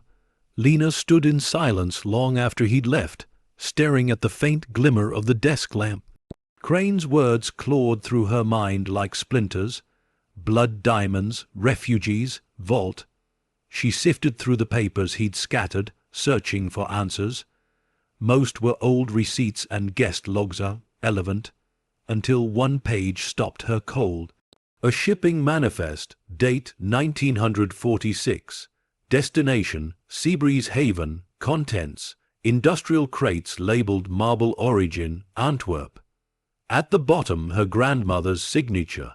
Her pulse quickened, Antwerp. Diamonds, war. She turned the page over.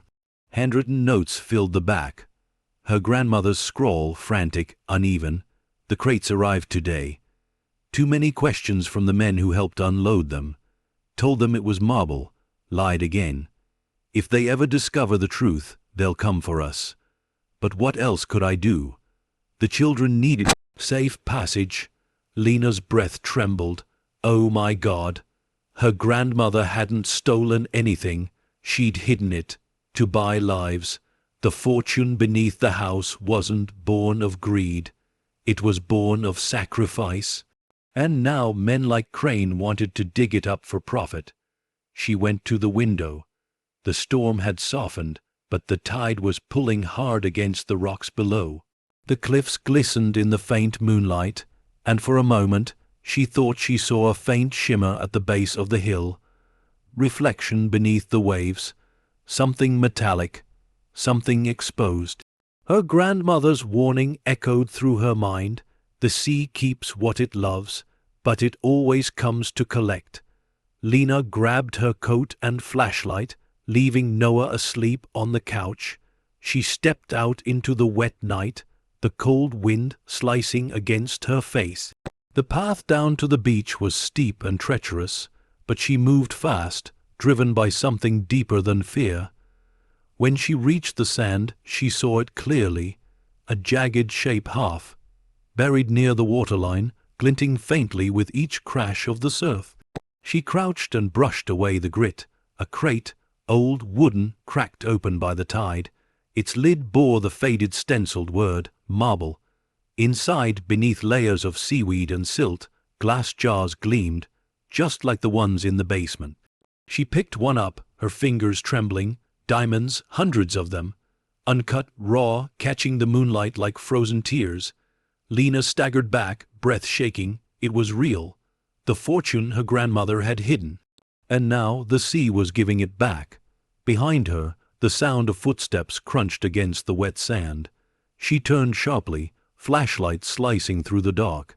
Victor Crane stood there, rain glistening on his coat, his smile cold and precise. "I told you," he said quietly, "the sea doesn't keep secrets." Lena's hand tightened around the flashlight, her voice trembling. "You followed me. I warned you. You wouldn't listen." He stepped closer, his eyes glinting with greed. "You can't possibly protect all of this, but I can. Together we can restore this place, and both walk away richer than we ever dreamed." Lena shook her head. "You don't understand. These weren't stolen. They were saved. My grandmother hid them to protect people, not profit." Crane's smile vanished. "Then she was a fool, and if you follow her path, you'll drown in the same lie." He reached into his coat and pulled out a revolver. The silver gleam caught the lightning overhead. Lena froze. "Victor, step away from the crate." The surf crashed between them, wind whipping his coat like wings. She stepped back slowly, the waves rising higher. "You don't know what you're doing. The sea won't let you take it." He laughed softly. "The sea doesn't care who's rich, Miss Hart." He knelt, reaching for the crate. The moment his hand touched the jar, the ground beneath them shuddered. A low rumble rose from the cliffs, deep, primal, like the earth itself growling. The sand trembled beneath their feet. Crane looked up sharply. What? The tide surged forward in a violent wave, slamming into them both. The crate shattered, diamonds scattering like shattered stars across the beach. Lena fell to her knees, gasping as salt water filled her mouth. When she looked up, crane was gone, swallowed by the sea. Only the sound of crashing waves remained, and beneath it, that whisper again. Faint, distant, but unmistakable. It wasn't warning her this time, it was calling her. Lena stumbled back to the resort, soaked, trembling, clutching a single diamond in her palm. It pulsed faintly with cold light, glowing from within. She set it on the table beside the burned envelope, her reflection flickering across its surface. The house creaked above her, the walls groaned, and from deep below she heard it again, the steady, rising hum from the sealed tunnels. The vault had awoken, and the sea, relentless and patient, had come to collect. As the wind howled through the shattered halls, Lena whispered to herself, "It's not fortune buried here, it's forgiveness." But even she knew the difference didn't matter anymore, because, in Seabreeze Haven, every secret had a price, and the sea was done waiting to be paid. As the night deepened, she realized the story was only beginning. The storm returned without warning. Wind screamed off the ocean and hurled itself against Seabreeze Haven, rattling the windows until it sounded as if the whole house were begging to be released from the earth. Water poured through the cracks in the roof, slithering down walls already split by age. Lena had just managed to light the lantern when the first wave hit the cliffs. The floorboards shook beneath her boots. The whisper that had haunted her for nights was drowned now beneath a different voice, the roar of a sea that no longer wanted to stay outside. She rushed to Noah's room, clutching him close as lightning carved the sky white. "We have to move downstairs," she shouted over the thunder. He didn't argue. He'd learned that fear didn't need explanation here. They ran through corridors that bled rainwater. The grand chandelier above the lobby swayed violently, shards of saltine, crusted crystal snapping free and raining down like broken ice. Every door they passed seemed to shudder in its frame, as if something on the other side wanted in. Downstairs, the water had already started pooling. The tide had forced itself through the foundation vents, creeping in cold and fast. It lapped at Lena's ankles as she dragged furniture toward the higher steps. The air smelled of iron and brine and old ghosts. Then, a new sound, a dull thud followed by a hollow crack. She turned. One of the interior walls had split open, revealing a dark cavity behind. She hesitated only a moment before shining the lantern inside. Paper, hundreds of sheets, warped and swollen, clung to the stone like scales. Maps, blueprints, note, each one covered in her grandmother's handwriting. Lena tore one free, careful not to let it disintegrate. The ink had bled, but the outline was still clear. A diagram of the resort's lower levels, corridors, service rooms, a ballroom labeled Main Hall C, and beneath it, a phrase scrawled in trembling script, "Forbidden Vault." Her breath caught. The words seemed to hum with the same rhythm as the storm. Another flash of lightning illuminated the page, and she saw a second message written faintly in the margin. "Buried blessings become curses." A chill ran down her spine. She pressed the lantern closer. The ink shimmered faintly, as if reacting to the light. Thin silver veins connecting the ballroom to a space marked with the seashell emblem. Her grandmother's mark. The house groaned again. The water had risen to her knees now, carrying splinters and debris. "Noah," she shouted. "Upstairs. Go, go now." He obeyed instantly, clambering toward the staircase as she clutched the maps to her chest. A beam crashed down behind her, sending a burst of sparks through the air. The heat of the lightning, the cold of the flood, it all blended into chaos.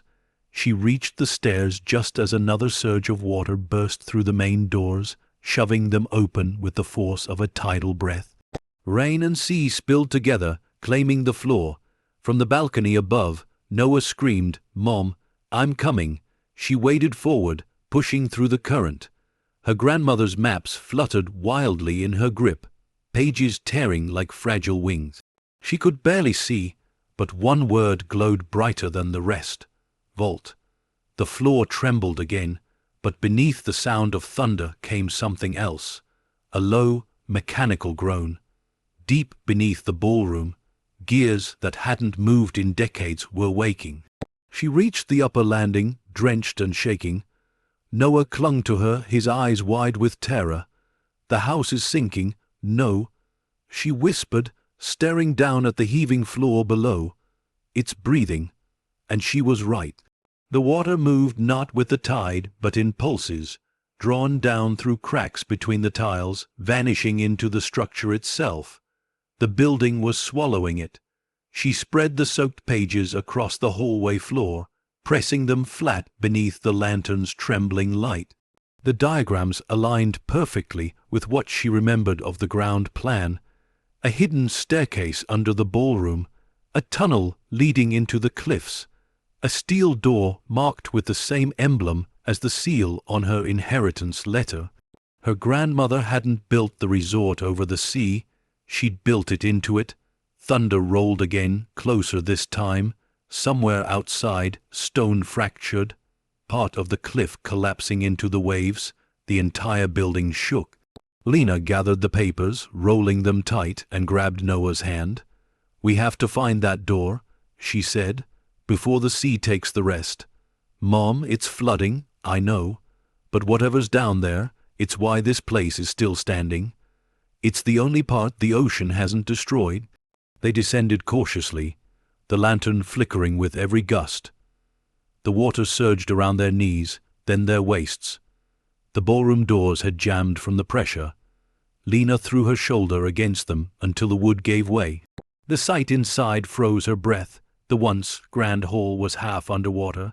The piano floated sideways near the stage. Chandelier fragments spun slowly beneath the surface like drowned constellations. Yet beneath the chaos, she could see the mosaic tiles of the floor, the same pattern from her grandmother's map, and in the center, barely visible beneath a layer of swirling debris, a symbol carved into the tile, the seashell. Lena took a deep breath and plunged her arm into the water. Her fingers brushed cold metal. She felt along its edges, then found a groove circular with bolts around it. "A hatch," she gasped. "It's here." Noah clutched her sleeve. "Mom, don't. We don't have a choice." She searched frantically through the rising water until her hand found an iron ring fixed to the hatch. It was rusted solid, but with every pull she felt it give a little. Her arms burned, the sea biting at her skin. With a final wrench, the hatch broke loose. A rush of air escaped, bubbling violently through the flood. For an instant the water stilled. Then from below a light, soft blue and pulsing, spilled upward through the crack. Lena froze, mesmerized. It wasn't lantern light. It wasn't reflection. It was coming from beneath the floor. The glow grew stronger, shimmering through the dark water like liquid moonlight. It pulsed in rhythm with her heartbeat, each throb brighter than the last. Noah stepped back, eyes wide. "Mom, what is that?" she whispered. "I don't know." The house seemed to breathe again, walls expanding, beams groaning, as if the entire structure were reacting to the light. She felt a pull then, faint but undeniable, a current drawing her toward the hatch. Her grandmother's warning echoed through her mind, buried blessings become curses. Lena tightened her grip on Noah's hand and forced herself to move back. "We need to go." As they turned toward the stairs, the light beneath the water flickered, once, twice, and then flared bright enough to fill the entire ballroom. The sea roared through the shattered windows, slamming into the walls. The last thing Lena saw before the water engulfed them was the hatch wheel turning, on its own. When she came to, the storm was gone.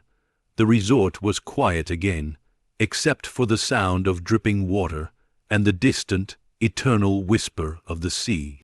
Noah lay beside her on the stairs, coughing weakly. She gathered him into her arms, her pulse still hammering. The ballroom was drained now, water receding through cracks in the floor, as if swallowed by the earth. And on the steps beside them, a single sheet of paper had floated free from her grandmother's maps.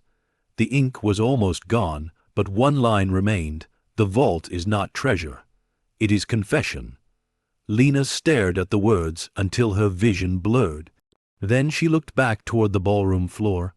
The hatch was closed again, and etched into its surface, faintly glowing in the dark, was her grandmother's signature, Elena Voss. The tide outside had retreated, leaving the beach slick with broken shells and shattered wood. Dawn's first light touched the waves, turning them pale silver. Lena stood at the doorway, exhausted, soaked, her son safe but silent in her arms.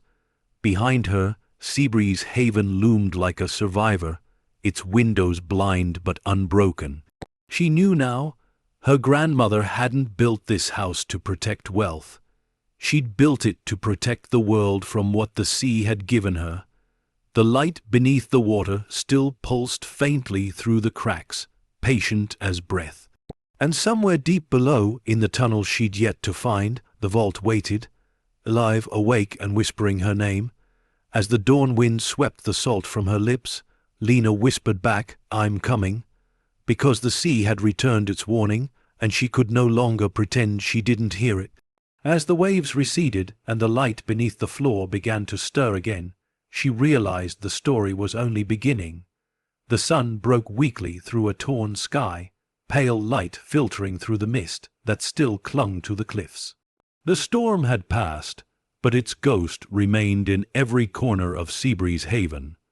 Water dripped from the ceilings, puddles glistened on the warped floors, and the scent of the sea had seeped deep into the bones of the house. Lena moved carefully through the wreckage, every step echoing in the hollow silence that followed chaos. Her body ached, her palms raw and blistered, but her mind was sharper than ever. The storm had stripped the resort bare, of illusion, of safety, of ignorance. What remained was truth, and truth was heavier than any wave.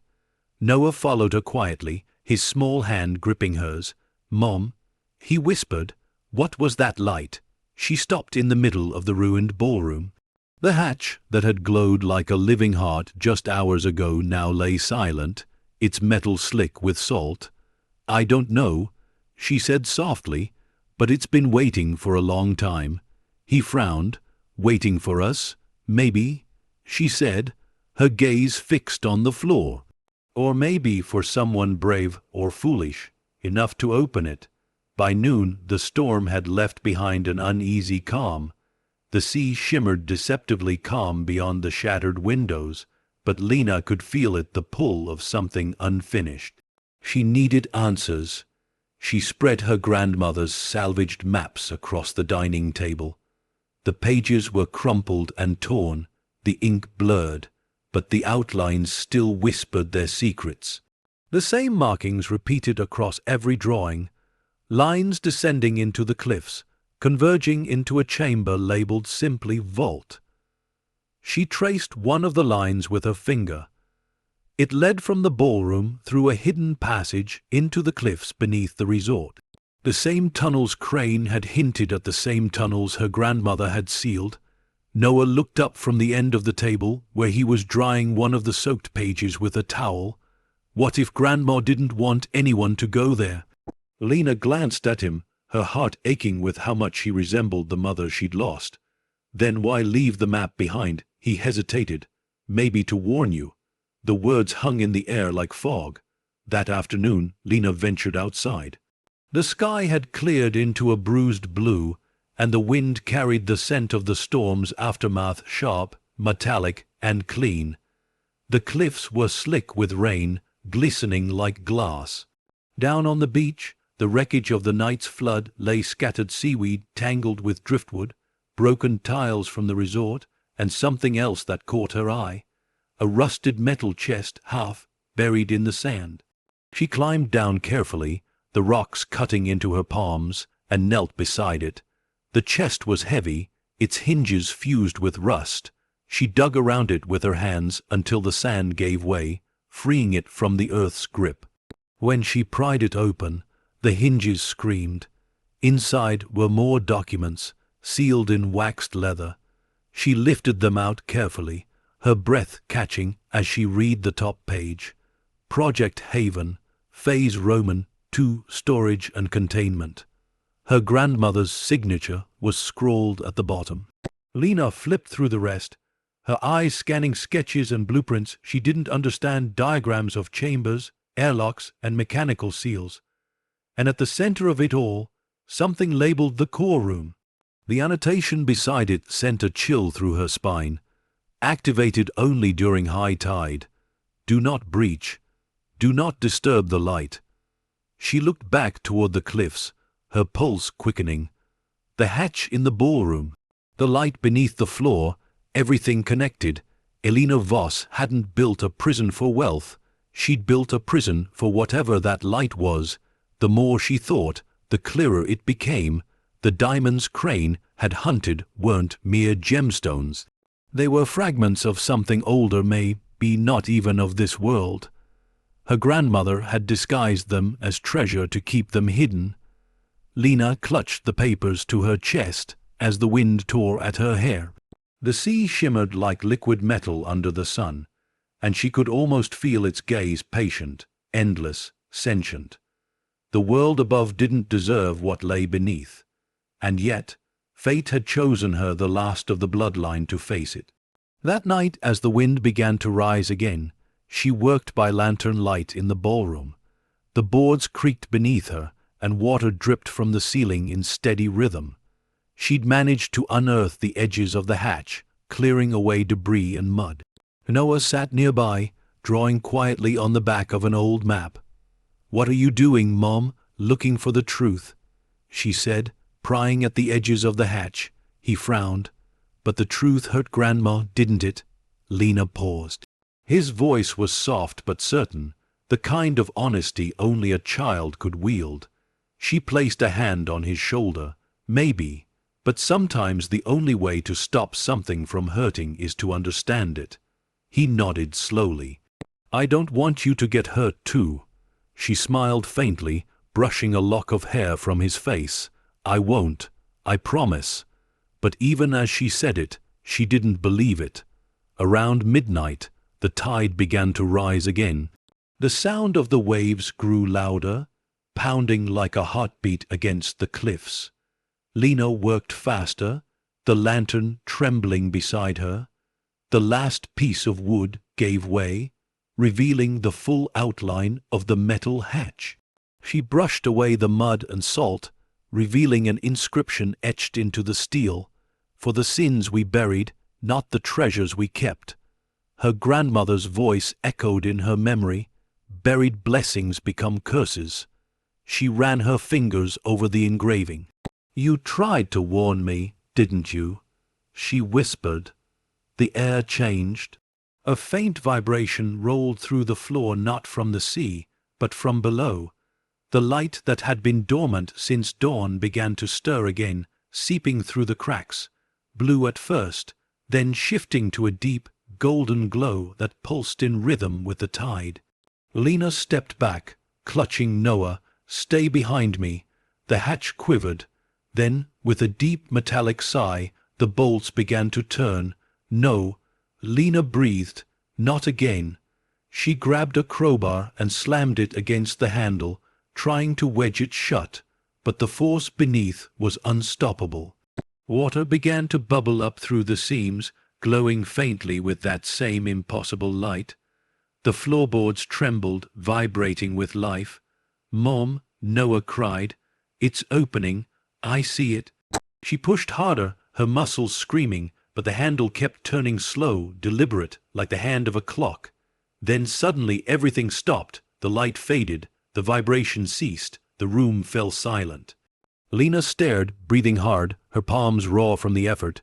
She took one cautious step forward. Nothing moved, the hatch lay still, and then a sound from the far corner of the ballroom. Footsteps. She turned sharply, lantern raised. A silhouette stood in the doorway, Victor Crane. He was soaked to the bone, clothes torn, mud streaked across his face, but his eyes burned with something feral. "I told you," he rasped. "The sea doesn't keep secrets." Lena's blood ran cold. "You are dead," he smiled, broken and wild. "The sea doesn't kill those it still needs." He stepped closer, the lantern light flickering across his drenched face. "It showed me what's down there," he said. What your grandmother found, what she tried to hide. Lena backed away slowly, shielding Noah behind her. You need to leave. I'm not leaving, he whispered. Not when I've seen the light. It's not treasure, it's power, and it's mine. He lunged forward, slamming his hands onto the hatch. The moment his skin touched the metal, the light roared back to life, blinding and furious. Crane screamed, a sound torn from somewhere deep within his soul. The light swallowed him whole, and for a heartbeat, Lena saw his silhouette, illuminated arms outstretched, face frozen in awe. Then he was gone. The light sank back into the floor, leaving only silence and the faint hiss of retreating water. Lena collapsed beside Noah, her heart breaking open between fear and disbelief. She looked down at the hatch. The metal was cold again, still. But one thing had changed. Where the inscription had once read for the sins we buried, a new line had appeared beneath it, glowing faintly. The sea has claimed what is owed. Lena pulled Noah into her arms, holding him close. She didn't understand what had just happened, but she knew the resort had made its choice. The storm outside was dying. The waves softened, and a strange calm settled over the cliffs. She looked at the maps one last time. Beneath all the fear, beneath the loss, a single truth now pulsed clear as the tide. The vault was more than a secret. It was a promise, and tomorrow she would keep it. Because Seabreeze Haven hadn't taken her grandmother's life to guard gold. It had taken it to guard something sacred, and now that legacy belonged to her. As the night faded and dawn crept slowly over the sea, Lena whispered to the sleeping boy beside her, "It's over for now, Noah. But the truth is waiting for us below." And in the faintest tremor beneath the floor, the house seemed to whisper back, "Come find me." As the sun broke over the cliffs, Lena knew the story was only beginning. The morning after Victor Crane's disappearance dawned unnaturally still. The storm had passed, but the silence it left behind felt too complete, like the world itself was holding its breath. The waves rolled quietly against the cliffs, tamed but restless, carrying whispers of something the sea was unwilling to forget. Lena stood in the grand hall of Seabreeze Haven, staring at the floor where Crane had vanished. The hatch lay closed once more, the metal dull in the light, its inscription faint and cold. The sea has claimed what is owed. Those words burned in her mind. Her reflection wavered on the wet tiles, a woman transformed, tired, haunted, but unbroken. She had seen a man devoured by light. She had seen the sea reach up like a living thing, and she knew now that this inheritance was never meant to be owned, it was meant to be understood. Noah's footsteps broke the silence. He stood at the top of the stairs, eyes wide, his voice small. "Mom, is he gone?" Lena nodded. "Yes, honey, he's gone." "Did the sea take him?" She hesitated, her throat tightening. "Yes, it did." He looked down at the floor, then back at her. "Will it take us too?" She forced a soft smile. "Not if we listen." By afternoon, the sunlight stretched long through the broken windows, turning the water on the floor into shards of gold. Lena spent hours sorting through the documents she'd found in the chest, her grandmother's blueprints, her journals, fragments of a truth half buried in guilt. Each page drew a picture that was both magnificent and terrible. Elena Voss hadn't just inherited Seabreeze Haven. She had built it upon secrets carried from war-torn Europe, wealth smuggled in crates, labeled as marble, hidden beneath the guise of hospitality. But it wasn't greed that drove her. It was desperation. In one of the journals, written in shaky cursive, Lena found a passage that made her blood run cold. The diamonds were never ours to keep. They were bought with suffering, carried by the dying, entrusted to the living. When the ships sank, when the soldiers came, we did what we could. But the sea took more than bodies that night. It took everything pure. Lena read the words aloud, her voice trembling, bought with suffering. Noah leaned against her, listening quietly. "Are those the diamonds we found on the beach?" She nodded. "Yes, but they weren't treasure. They were something else, something sacred." He frowned. "Then why did Grandma hide them?" Lena turned another page. A photograph slipped out her grandmother, Elena, standing beside a group of refugees. Men, women, children, thin and weary, eyes filled with both hope and terror. Behind them, the resort newly built, pristine, and on the back of the photograph, a note in Elena's hand: "Safe passage bought in blood, hidden in light." The air around Lena thickened. She could almost feel her grandmother's presence, not as a ghost, but as a memory that refused to rest. At sunset, Lena walked the cliff path that overlooked the sea. The tide was low, revealing the jagged rocks below, black and wet like exposed bone. She held one of the rough diamonds in her palm, turning it in the fading light. It glowed faintly, catching the last colors of the sky: pink, gold, and something else, something unnatural. When the light struck it just right, it shimmered blue, like the same glow that had poured from beneath the floor. She whispered to herself, this is what she was protecting. The sea wind answered with a low hum, steady and endless. That night, after putting Noah to bed, Lena returned to the ballroom. The hatch waited for her like a heartbeat beneath the boards. The fear she once felt had turned into something different, a pull, a need to know. She knelt beside it, pressing her ear to the cold metal. The hum was back, faint, rhythmic, almost alive. "I know you're not just treasure," she whispered.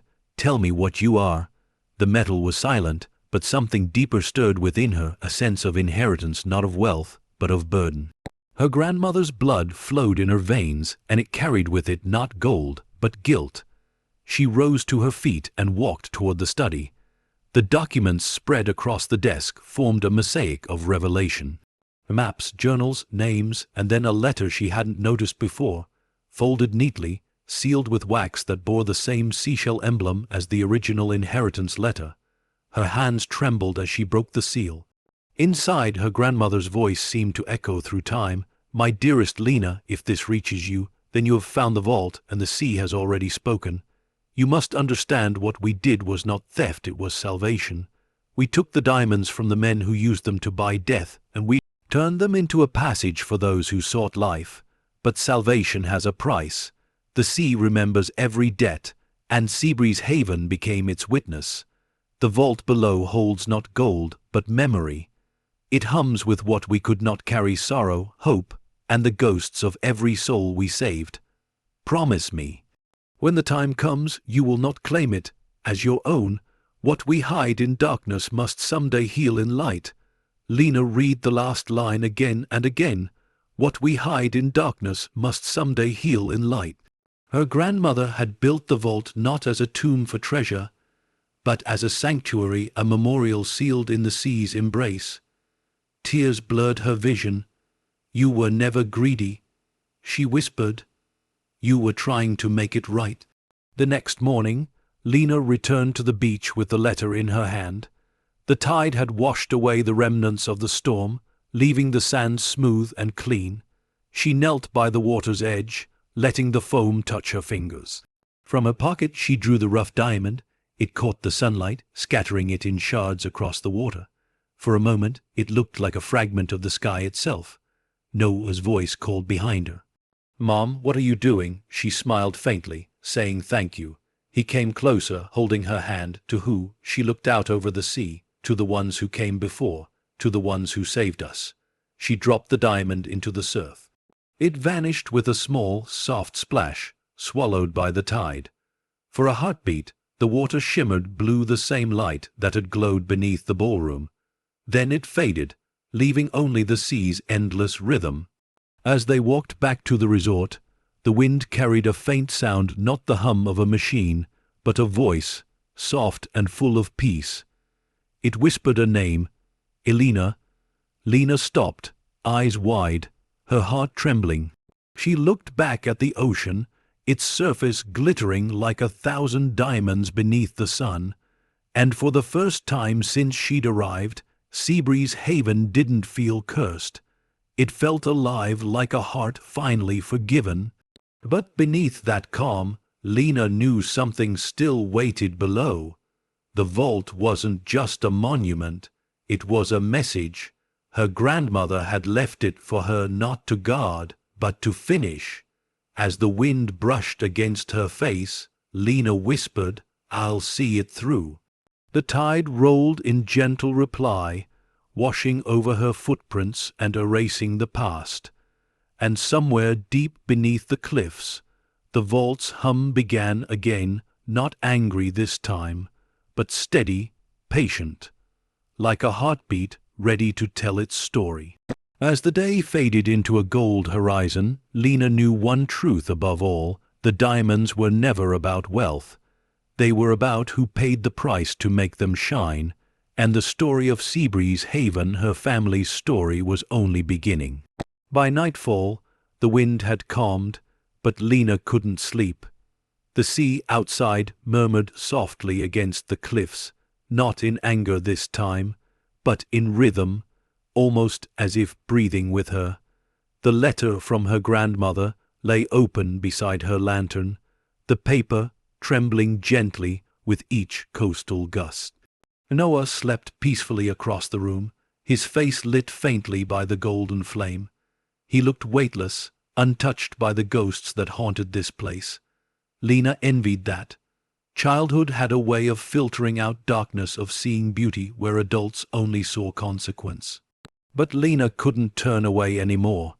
The truth had been unearthed, and with it came a responsibility she could no longer ignore. Her grandmother hadn't stolen diamonds, she had saved souls. The vault beneath Seabreeze Haven wasn't a chamber of greed, it was a graveyard of mercy. And the hum that rose from below wasn't mechanical, it was memory. As the hours slipped toward dawn, Lena sat by the window, staring at the sea. The letter's final words replayed over and over in her mind: "What we hide in darkness must someday heal in light." She whispered it aloud. "Then it's time to open the darkness." The decision settled in her like a stone dropped into still water rippling outward, impossible to take back. She rose, dressed quietly, and gathered her lantern, rope, and the bundle of maps.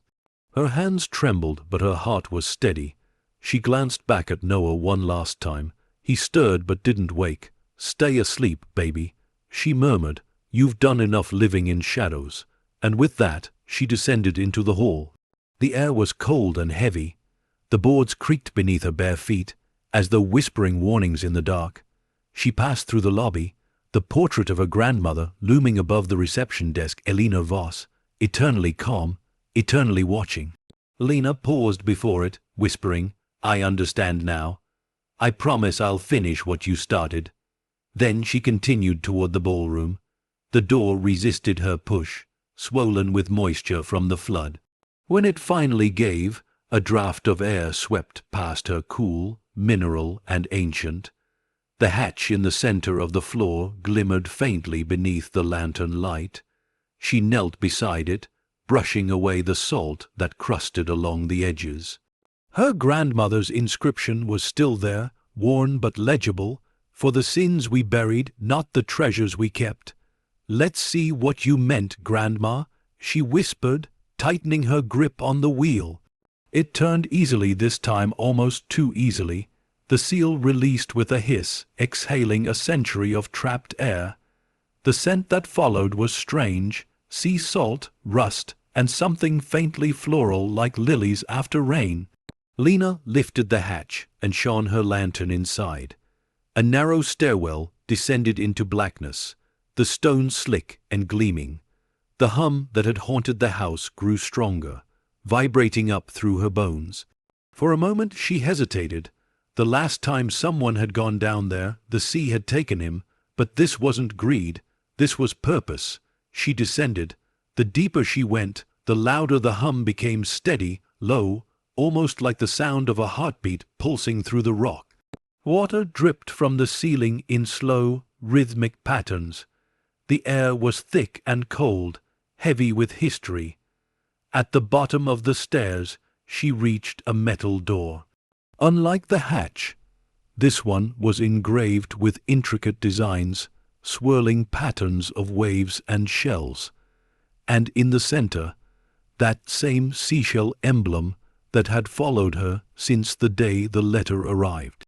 A faint blue light leaked through the seams. She took a deep breath and pushed. The door opened inward with a deep groan. What lay beyond took her breath away. The vault wasn't what she expected. It wasn't a room filled with gold or jewels, nor the crypt of horrors she feared. It was something entirely different, a chamber carved from the cliff itself. Its walls smooth as glass, veined with veins of glowing stone that pulsed faintly like veins beneath skin. In the center stood several glass containers, sealed tight and half-sub, merged in shallow water that shimmered with silver light. Inside each jar floated objects not diamonds, but rough crystals that emitted their own faint luminescence. Lena stepped closer, her reflection wavering on the glass. Each crystal glowed differently: blue, green, violet, white, each pulsing in time with the hum in the air. And at the base of every container was a small plaque engraved with a name. Names written in languages she barely recognized: German, Polish, Hebrew, dozens of them, maybe hundreds. She realized with a trembling breath what she was looking at: not wealth, not treasure, remembrance. Each glowing stone wasn't a diamond, it was a memorial, a vessel infused with fragments of light that represented a life once saved, a debt once owed. Her grandmother hadn't hidden fortune, she'd preserved faith. Lena knelt beside the first jar, reading the inscription aloud: Mera Cone, 1939. As her voice spoke the name, the crystal inside flared briefly, a soft, warm pulse like acknowledgement. Tears filled her eyes. "You remember," she whispered. "All this time you still remember." She walked through the chamber slowly, reverently. The walls were lined with hundreds of these memorials, their combined glow illuminating the vault with the soft, ethereal light of an underwater cathedral. In the center of the room stood a pedestal, an old book resting on top, sealed beneath a glass dome. She wiped away the condensation and read the title engraved on the cover: The Ledger of the Lost. Her grandmother's handwriting filled the first page, elegant and steady despite its age. "This is the record of all who were given passage through Seabreeze Haven. We took their burdens, their names, their fortunes. We turned blood into light. May the sea keep their memory safe until it is ready to release them." Lena's tears fell freely now, mixing with the salt that dripped from the ceiling. "You weren't guarding greed," she whispered. "You were guarding grace." Suddenly, a sound echoed through the chamber, a distant rush of water, deep and growing.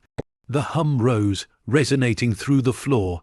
The light from the crystals brightened until the room glowed like dawn breaking underwater. The sea was rising again. Lena backed toward the stairs, clutching the ledger. "Thank you," she whispered to the room. "I'll finish your story." The water surged around her ankles, warm and glowing.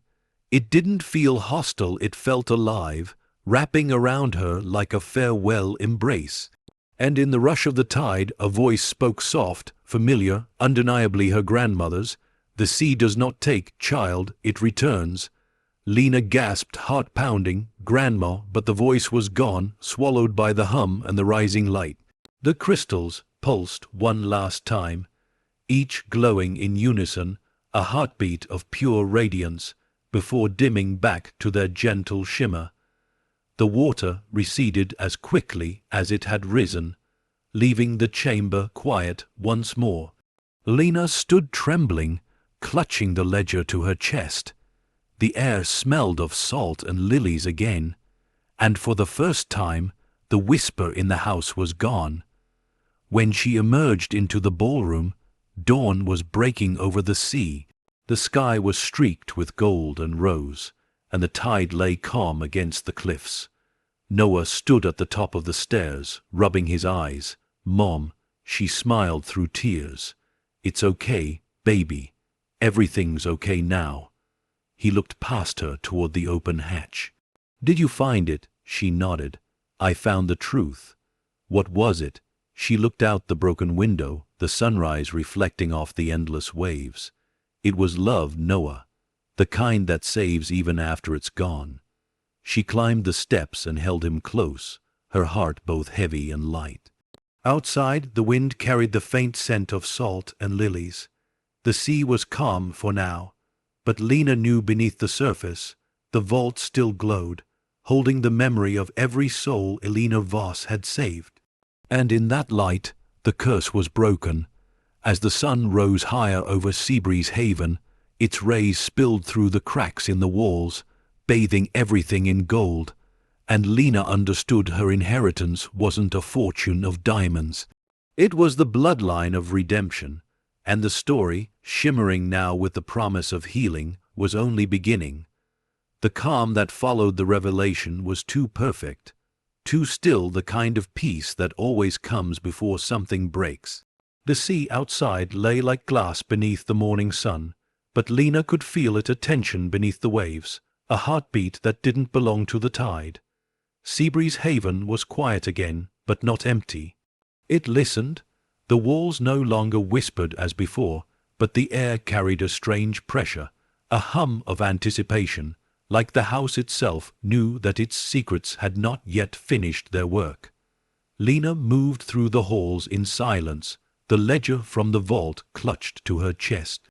She had read every line through tears, names, dates, faint notes of rescue and tragedy. Her grandmother's handwriting danced through the pages like waves, each word a confession and a prayer. But she wasn't alone. She could feel it.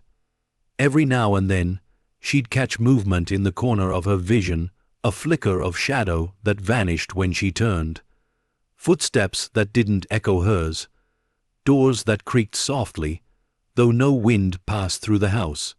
Something had changed since she'd opened the vault. The sea had quieted, but the land had awakened. Noah sat by the window of the study, his sketchbook open, drawing shapes of light. Since the night she'd descended into the vault, his dreams had changed. He told her he heard music sometimes, faint and far away like lullabies underwater. Lena tried to smile when he told her, "It's just the sea, honey." But she knew better.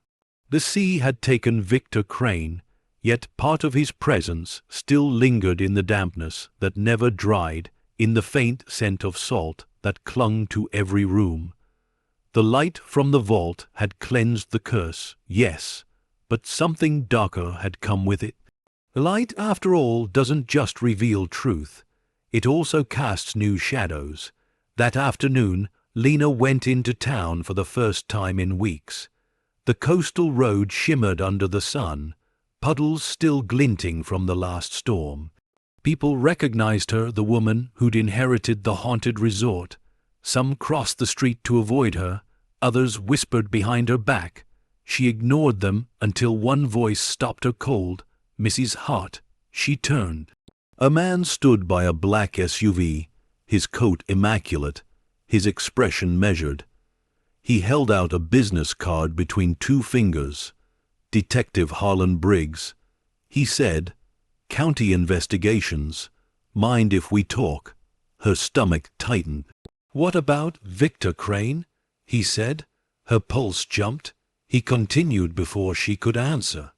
"Mr. Crane was last seen driving toward your property 3 days before the storm. His vehicle was found near the old highway overlook. Empty. We found personal belongings, coat, flashlight, a sealed envelope with your name on it." He handed her the envelope. The paper was water, damaged, edges curled and dark. Lena stared at it for a long moment before saying softly, "He's dead." The detective's expression didn't change. "That may be true, but I still need to know what happened." She took the envelope and tucked it into her bag. "He came to make me an offer. I refused, that's all." Harlan's gaze lingered on her face, not unkind but searching. You're not the first person he's made offers to, but you might be the last." He gave a short nod, then turned back to his car. "If you remember anything else, Mrs. Hart, call me." Lena stood there until the vehicle disappeared down the hill, the card heavy in her hand. Detective Harlan Briggs. The outside world had returned to her door, and with it its questions. Back at the resort, she opened Crane's letter. The ink had bled from the water, but a few words still survived, fragmented, but clear enough to send a shiver down her spine. "The vault isn't sealed anymore. It breathes now, it remembers. What she buried was never meant to stay quiet. The sea doesn't forgive, it waits." Lena's breath caught. She looked toward the ballroom, where faint light still seeped through the cracks in the floor. The vault had been peaceful when she left it, calm and silent, but what if Crane had been right? What if opening it hadn't freed her grandmother's memory, but something else? She closed the letter, her hands shaking. "No," she whispered, "it's over. It has to be." But in the silence that followed, she heard it again, that hum, faint, almost polite but growing. That night, the sound wouldn't stop. It came from the walls, from the floor, from the very air. Not loud enough to be terrifying, but enough to make the body uneasy, a note that the ear can't hear but the heart can feel. Lena walked through the corridors with her lantern, the light trembling against the peeling wallpaper. Her footsteps echoed like ripples through an empty lake. Then, from somewhere deeper in the house, she heard a door slam. She froze. Noah, no answer. She turned toward the west hall, the one that led to the sealed rooms, the forgotten wings of the resort. The air there was colder, still thick with the smell of the sea. As she approached, she noticed something strange. The lantern light shimmered against the wall, like heat waves over asphalt.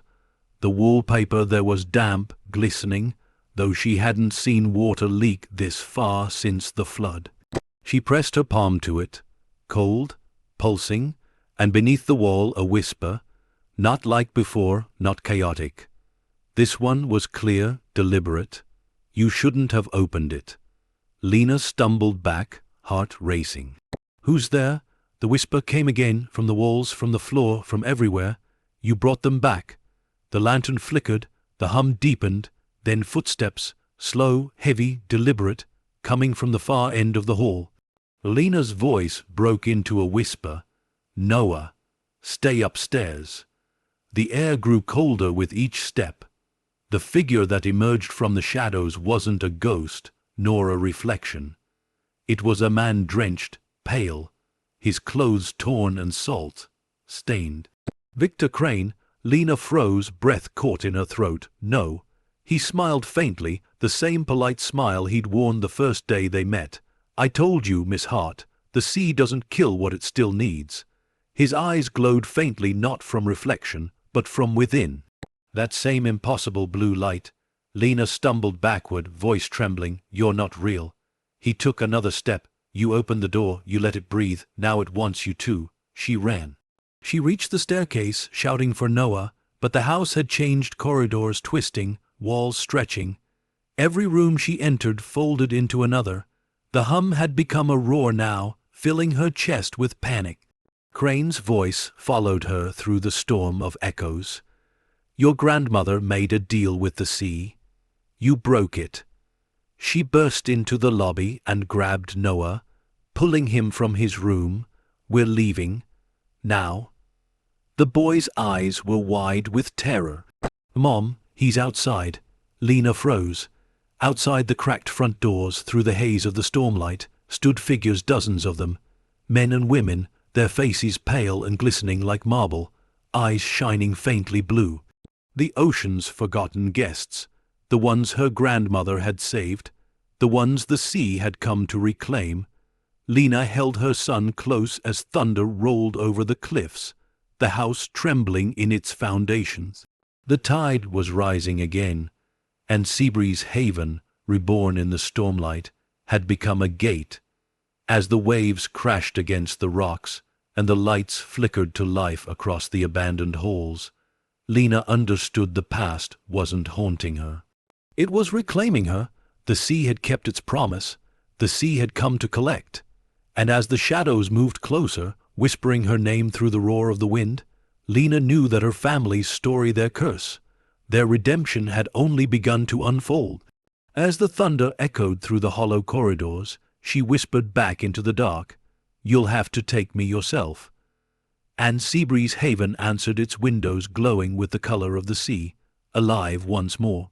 The tide was rising again, and the story was only beginning. The wind outside howled like a living thing, and the sea began to pound once more against the cliffs, louder and closer than ever before.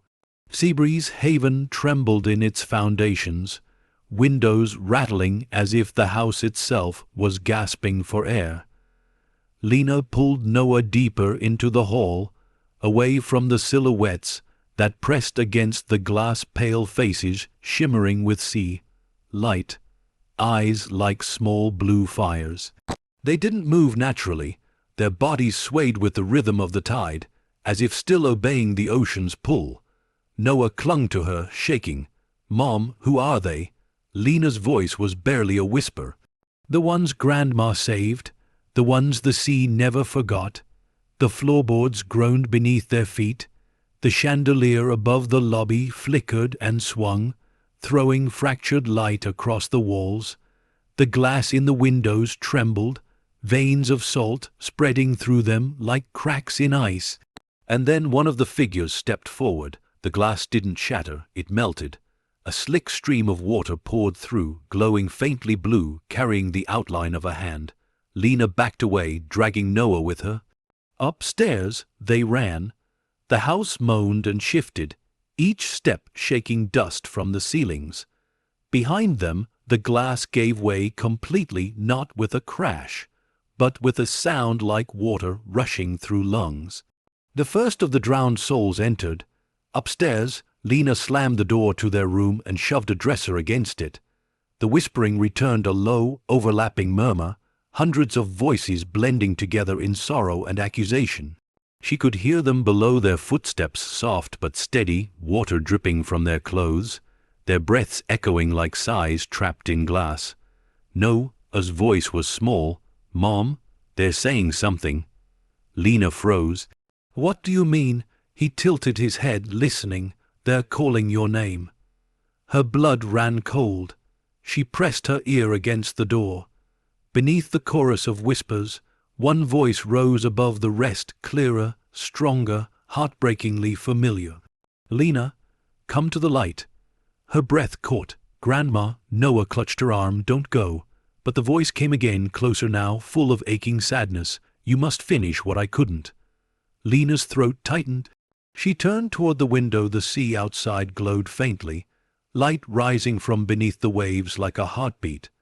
The same glow that had filled the vault now pulsed through the entire coastline. This wasn't an attack. It was a summons. She turned to Noah. "Stay here no matter what happens. Do you understand? No. I'm coming with you." She knelt, taking his face in her hands. "You're my heart, Noah. You're the reason I can face this. But you can't come with me." Tears welled in his eyes, but he nodded, gripping her fingers tightly. "Promise you'll come back." "I promise." She slipped the old locket from around her neck, the one her grandmother had left her, and placed it in his hand. "If the light comes too close, hold this tight. It'll keep you safe." Then she stood, grabbed the lantern, and moved toward the stairs. The house was a storm of shadow and light. The drowned souls had filled the lobby, their outlines glowing with faint blue fire. Their faces were calm, almost mournful, their eyes locked on the stairway, waiting. Lena's voice trembled as she whispered, "What do you want?" They spoke as one, their voices overlapping like waves, crashing into each other. To return, to finish, to rest. The air grew cold enough to frost her breath. She took a cautious step forward, the lantern shaking in her hand. "You were saved once. Grandma gave you life. What are you now?" One of them stepped closer, the faint figure of a woman with long hair, seaweed trailing from her wrists. Her eyes shimmered like stars under deep water, not life, not death. The sea kept us between. Lena felt the floor vibrate beneath her feet, not from the tide, but from the house itself. The walls began to hum again, resonating with the voices. The vault is open. The boundary is broken. We remember the light. The chandelier above them began to glow, its crystals igniting with that same silver luminescence. The entire room filled with a low, humming resonance that made Lena's heart ache. She stepped into the center of the hall, tears streaming down her cheeks. "Then tell me what you want me to do." The light surged, washing over her. In an instant, the house dissolved around her. She was no longer standing in Seabreeze Haven, but beneath it, submerged in water that glowed from within, warm and bright. Around her floated the figures of the lost men, women, children, their forms soft, translucent, peaceful. Her grandmother stood before her, radiant and calm, her hair drifting as though suspended in a slow current. Lena's voice broke. "Grandma, what is this?" Elena smiled, sorrow flickering in her eyes. "You opened the vault, child. You set them free, but freedom has a price. I don't understand." Elena reached out, her hand cool against Lena's cheek. "The sea gave them sanctuary. Now it wants their stories returned to the world above. They must be remembered, not hidden. You are their witness."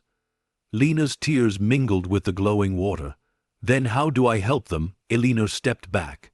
The water shimmered brighter. "Bring their light into the world. Tell their truth. Build what I could not, a haven for the living, not the lost." The sea pulsed once more, and Elena's form began to fade, dissolving into light. "Remember this, Lena, redemption is not in keeping secrets, it's in setting them free." The light swelled around her, blinding and beautiful. When she opened her eyes again, she was lying on the lobby floor, drenched but breathing. The air was still, the hum gone, the drowned souls had vanished, only the faint scent of lilies remained.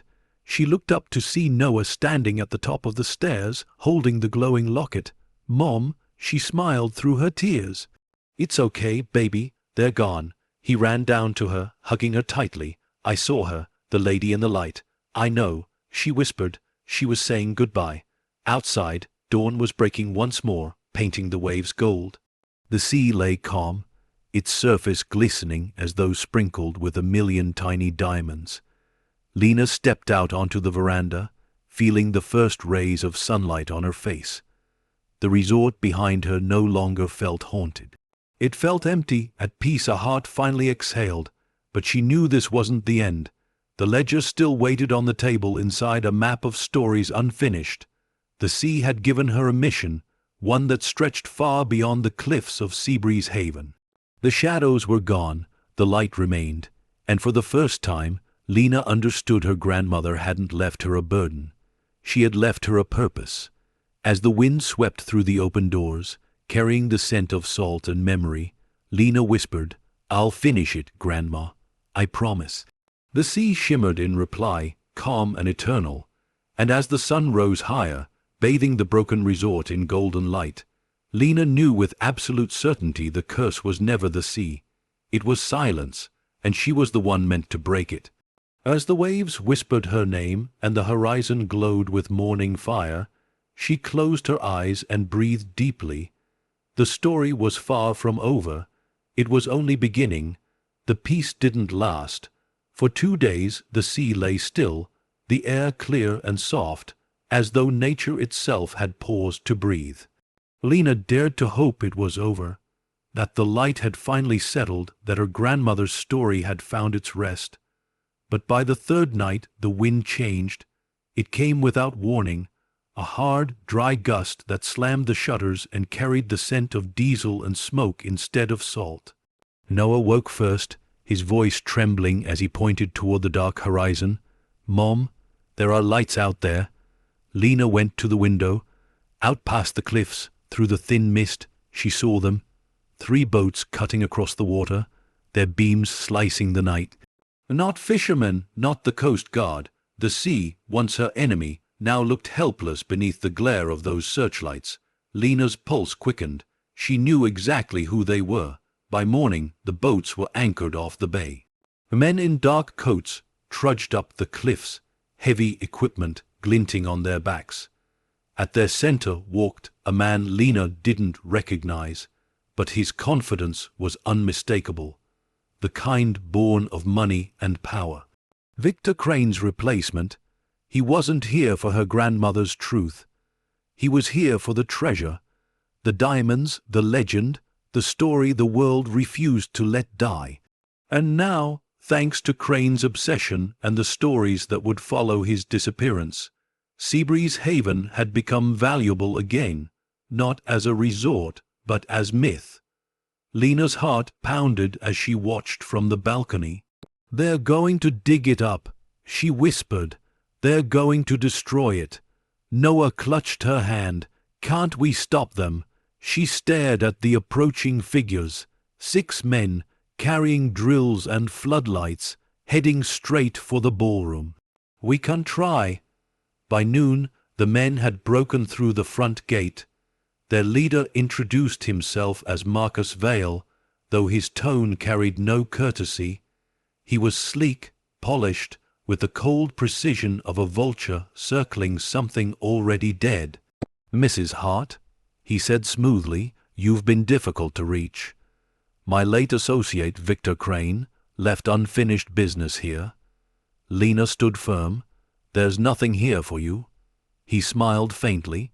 "On the contrary, there's something very valuable buried beneath this property.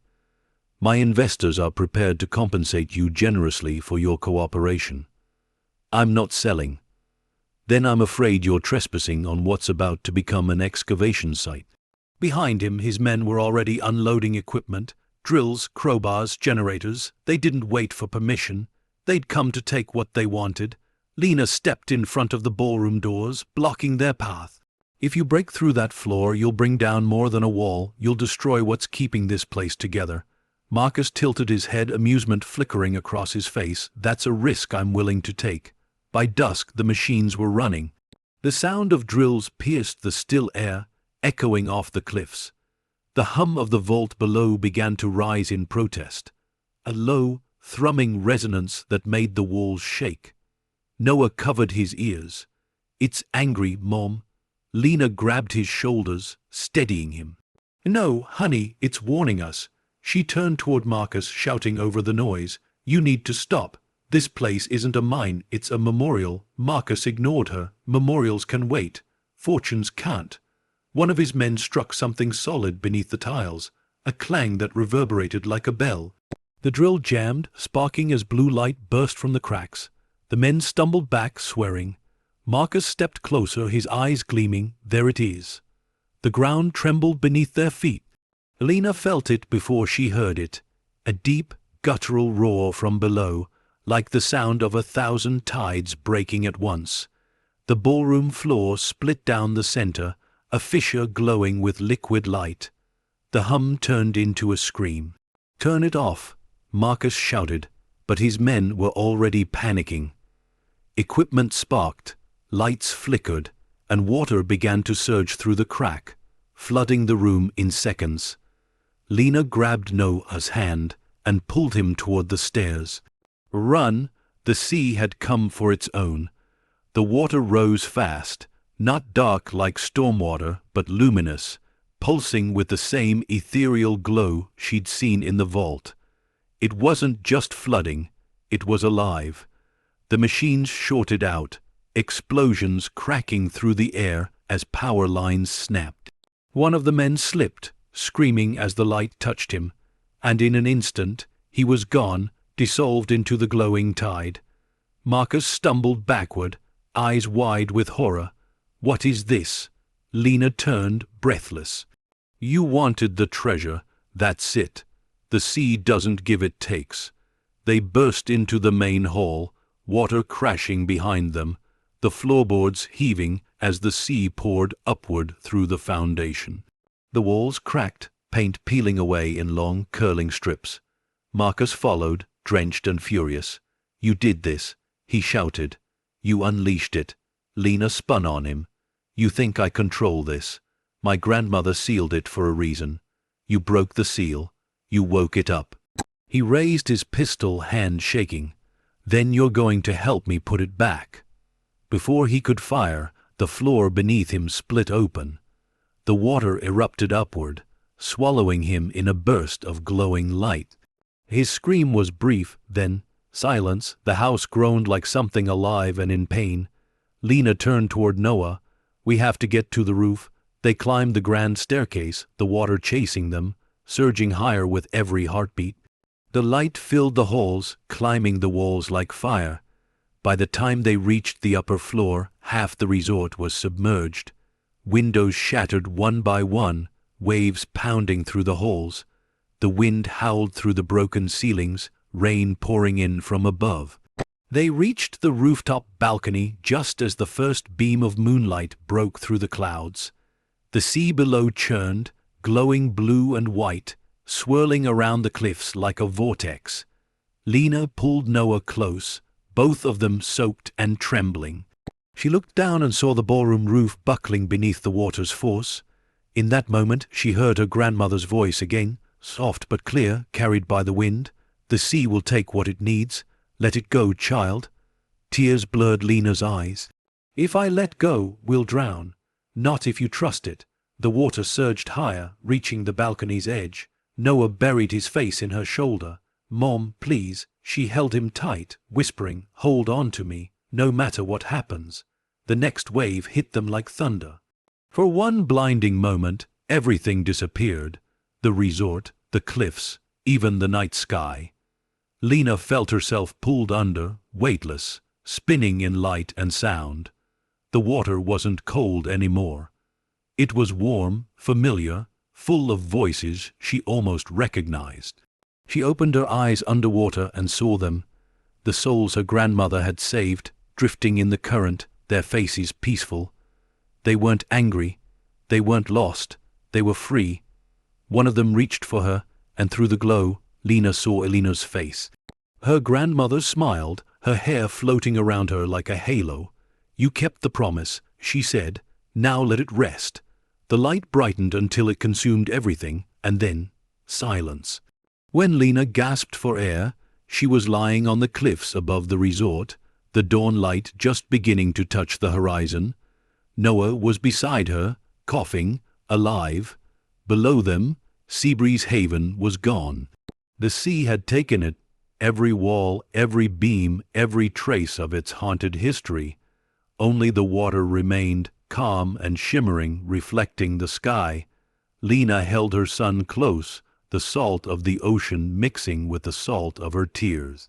The storm had passed, the sea had claimed its due, but in the distance, where the waves broke against the rocks, a faint glow still pulsed beneath the surface. The vault wasn't gone. It had simply gone home. As the morning sun rose higher, Lena whispered, "Thank you." And for the first time in her life, the sea whispered back, soft, forgiving, infinite. As the light shimmered over the waves, she realized the story wasn't ending. It was changing, and it was only beginning. The dawn that followed was unlike any Lena had ever seen. The horizon burned gold and silver at once, the sea perfectly still, too still, as though it had swallowed its rage and was now holding it inside. The cliffs steamed from the storm's violence, and the air tasted like metal and lightning. Lena sat on the rocks, wrapped in a blanket of a small arms. Her body ached, but she was alive, barely. The sea had returned her, but it had taken everything else.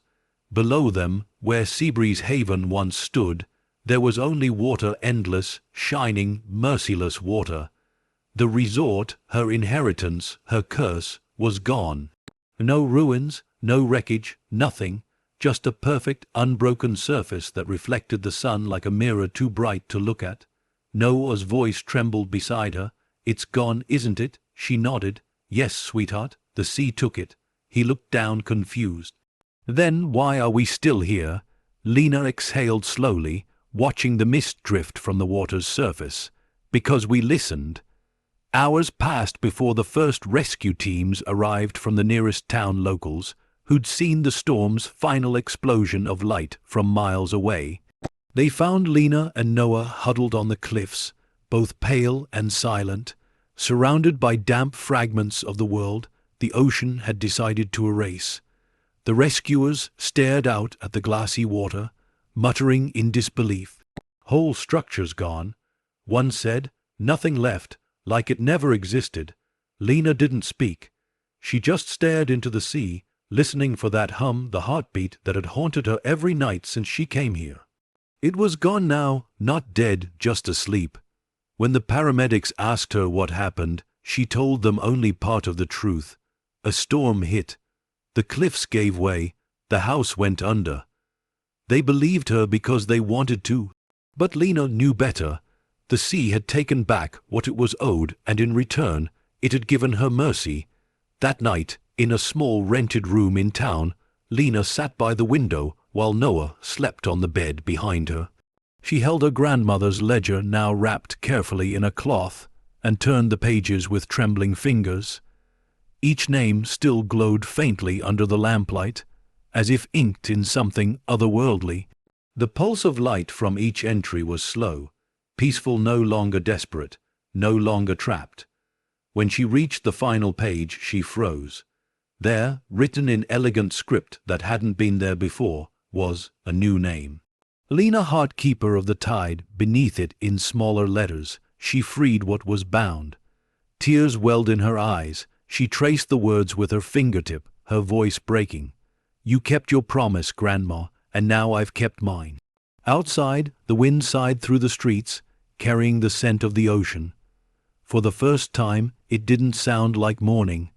It sounded like gratitude. Weeks passed. The story of Seabreeze Haven spread like wildfire across the coast. Newspapers called it a mysterious collapse. Conspiracy theorists called it the sunken vault, and treasure hunters called it unfinished business. Reporters came to Lena's door, knocking, pleading for comment. She never answered. There were things the world would never understand and maybe wasn't meant to. But she couldn't stay silent forever. Something inside her, a quiet, insistent voice, kept urging her to do what her grandmother had wanted, to let the truth breathe. So she began to write. Not a report, not a confession, a story about a resort by the sea, about love disguised as guilt, about light that healed what the dark had stolen. She didn't use her real name, but she wrote every word as if Elena herself guided her hand. Every page shimmered with the same quiet rhythm as the waves' loss and return, sin and redemption, greed and grace. One evening, months later, Lena returned to the cliffs with Noah. The ocean stretched endless before them, calm and glittering under the setting sun. She carried with her a small wooden box. Inside lay a few of the rough diamonds she'd saved from the vault, tokens of a past she could never fully bury. Noah looked up at her. "Are we saying goodbye again?" She smiled faintly. "Not goodbye, just thank you." She opened the box and lifted one of the stones. It caught the sunlight and fractured it into 1,000 colors. For a brief moment, the light shimmered across the waves like a path leading somewhere unseen. Together, they tossed the stones one by one into the sea. Each splash was soft, delicate, like a heartbeat returning to its body. When the last diamond vanished beneath the surface, the sea rippled once, then grew still. And then, faintly, impossibly, a glow returned beneath the waves, the same pulse that had lived beneath Seabreeze Haven. Lena's breath caught. "They're still there," she whispered, "all of them." Noah squeezed her hand. "Do you think they're happy now?" She smiled through her tears. "I think they're home." That night, as they walked back through the quiet coastal town, a storm began to form far out at sea, small, distant, harmless. But each flash of lightning carried not threat, but memory, and in its glow, for a fleeting second, Lena thought she saw the outline of Seabreeze Haven beneath the waves, whole again, glowing softly, like a cathedral beneath the water. Her grandmother's voice came faintly on the wind. Every tide ends where it began. Lena stopped, her hand pressed to her heart. "Good night, Grandma," she whispered. The sea answered with a gentle hush. Months later, when her book was finally published, it carried no dedication on the front page, only a single handwritten line on the last, "For those who were never meant to drown." The world devoured the story. Critics called it haunting, readers called it healing, and Lena called it peace. One morning, years later, Noah found her standing on the same cliff where Seabreeze Haven once stood, the wind playing through her hair. She looked older, calmer, but her eyes still held that quiet stormlight. He walked up beside her, thinking about the house again. She smiled softly. "No, thinking about what it gave us." "What's that?" She turned to him, her expression warm, the wind carrying her words toward the horizon. "A beginning." They stood there together as the waves rolled gently below. The sea's heart beat slow and steady. And for the first time in generations, the tide didn't whisper of curses or loss, only of love returned, and stories finally told. As the sun climbed higher, glinting on the water's surface, Lena knew one truth with absolute certainty. The sea had taken her home, only to teach her how to build a new one. And as the horizon burned gold and endless, she whispered the final words of her grandmother's journal, the words that had guided every step, every choice, every redemption. "What we hide in darkness must someday heal in light." The sea shimmered in answer, and as the wind swept through her hair and Noah's laughter echoed down the cliffs, Lena closed her eyes, letting the sound of the waves carry her story into eternity. Because Seabreeze Haven was gone, but its heart, its light, would live forever. As the tide pulled gently against the shore, the world exhaled. The storm was over, and the story, reborn in peace, was only beginning. The sea was quiet again, too quiet. Days had passed since Seabreeze Haven was swallowed whole, and yet the silence it left behind clung to the air like a phantom. Lena still woke in the middle of the night to the sound of waves crashing against the cliffs, only to realize there were no waves that night. No wind, just memory.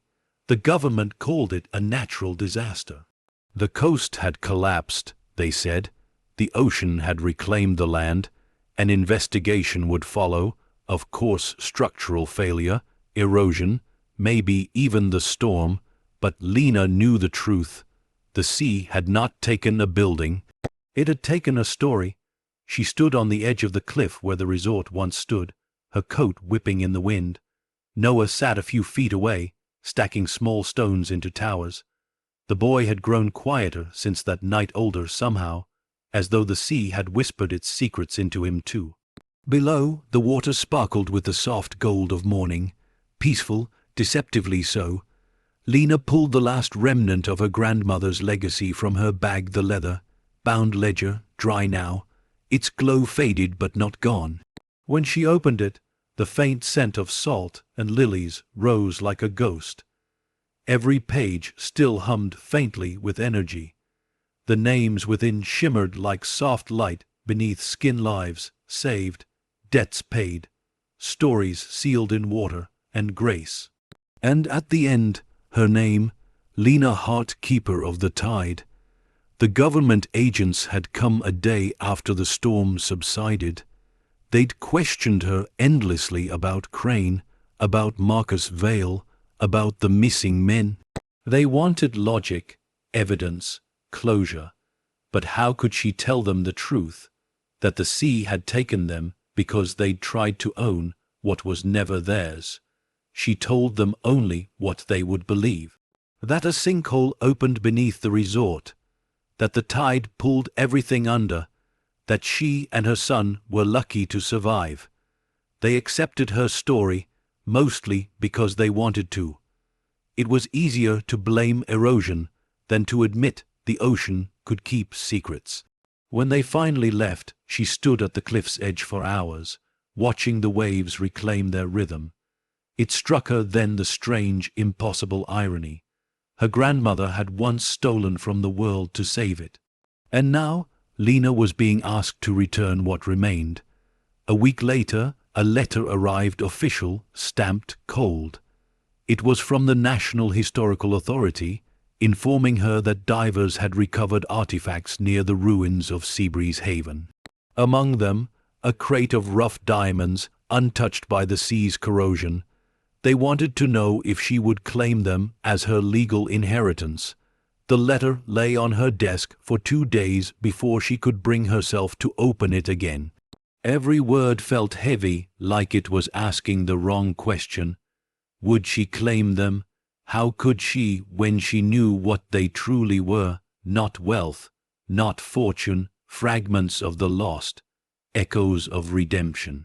Her grandmother's voice whispered from the past, buried blessings become curses. That evening she walked with Noah to the beach. The tide was low, the sand cool beneath their feet. The boy ran ahead, chasing the retreating foam, his laughter echoing across the empty shore. For a moment, the world felt simple again, mother and son, the sea at peace. Then Noah stopped suddenly, crouching to pick something from the sand. Mom, look. He held up a small stone. No, not a stone. A diamond, raw, uncut, glinting faintly in the fading light. Lena froze. Where did you find that? Here, he said, pointing to a spot where the tide had just receded. There's more. He was right. Tiny sparkles dotted the shoreline, scattered like fragments of a fallen constellation. The sea was returning them. Her throat tightened. Put them down, Noah. He frowned. Why, they're beautiful. They don't belong to us, she whispered. They never did. She took his hand and guided him away, but her heart was trembling, because she knew what this meant. The ocean wasn't finished. The past was offering itself back to the living. That night, under the dim lamp of their small cottage, Lena stared at the government letter once more. The offer of inheritance gleamed at the bottom of the page, written in cold bureaucratic ink. She could sign it. She could take the fortune. She could rebuild everything the storm had destroyed. She could give Noah the life he deserved. Her hands shook at the thought. But then she saw her grandmother's face in the reflection of the window, not as a ghost, but as memory, patient and kind. Elena Voss hadn't hidden those diamonds out of greed. She had done it to save lives. And if Lena took them now, she'd be unmaking that sacrifice. The line between legacy and curse was thin as tidewater. She folded the letter, placed it back in the envelope, and whispered to the silence, "Not yet. Not like this." The next morning, she took the ledger to town. The local library stood on the edge of the pier, a small, forgotten building that smelled of paper and sea. She walked to the back, where a dusty donations box sat beneath a sign that read "Archival Contributions for the records of our coast." She placed the ledger inside. For a long moment, her fingers rested on the cover. "Keep them safe," she whispered. "Tell their stories when I can't." The air seemed to shift, a soft breeze through the open window, carrying the scent of lilies. Lena smiled. "Goodbye, Grandma." As she turned to leave, a shaft of sunlight fell across the box, illuminating the worn leather. The words on the cover glowed faintly once more, just for an instant, and then faded forever. That evening, as she and Noah sat by the fire, the boy looked up from his sketchbook. "Mom, what will happen to the diamonds now?" She stirred her tea, her eyes soft. "Maybe someone will find them one day. Maybe they'll understand what they really were." "Will they keep them?" he asked. Lena smiled sadly. "If they're wise, they'll set them free." He looked at her curiously. "Why?" "Because some things shine brightest only when you let them go." Noah nodded slowly, thoughtful beyond his years. Like Seabreeze Haven, her heart swelled with both pride and sorrow. Exactly like Seabreeze Haven. That night, after Noah had fallen asleep, Lena stepped outside one last time. The moon hung low over the water, its reflection broken into 1,000 shimmering pieces. She took a deep breath and whispered into the night, "I did it, Grandma." The sea is quiet again. The waves rolled in softly, as if to answer. And for the first time, Lena didn't hear the hum of the vault. She didn't see the glow beneath the surface. She saw only the moonlight, gentle, forgiving, eternal. She closed her eyes and smiled. The weight of the treasure was gone. All that remained was peace. As the tide washed gently over the sand, Lena felt her grandmother's voice one last time, distant but clear, carried in the rhythm of the waves. What we hide in darkness must someday heal in light. The ocean shimmered in reply, and Lena whispered back, it finally did. And as dawn began to rise, painting the horizon gold, Lena knew the story of Seabreeze Haven, her story. Her grandmother's story wasn't a tragedy after all. It was redemption, and redemption, like the tide, always comes back home. As the sea breathed softly against the shore, she turned to go inside, her voice fading with the wind. The story's not over yet. Because though the resort was gone, its truth would live on. In her words, in her son, in the light that had once been buried beneath the sea. The following weeks moved like tides in slow, deliberate rhythms of healing. The storm had passed, but the echoes of its truth lingered in everything Lena touched. She could still smell the sea in her clothes, still hear its whispers in the hush between heartbeats. Each morning she walked to the cliffs, sometimes with Noah, sometimes alone. The sea had taken so much, yet it gave her something immeasurable in return: understanding. She no longer looked at the horizon with fear, but with gratitude, because now she knew the truth about the waves. They never end. They never begin. They only carry what the world isn't ready to forget.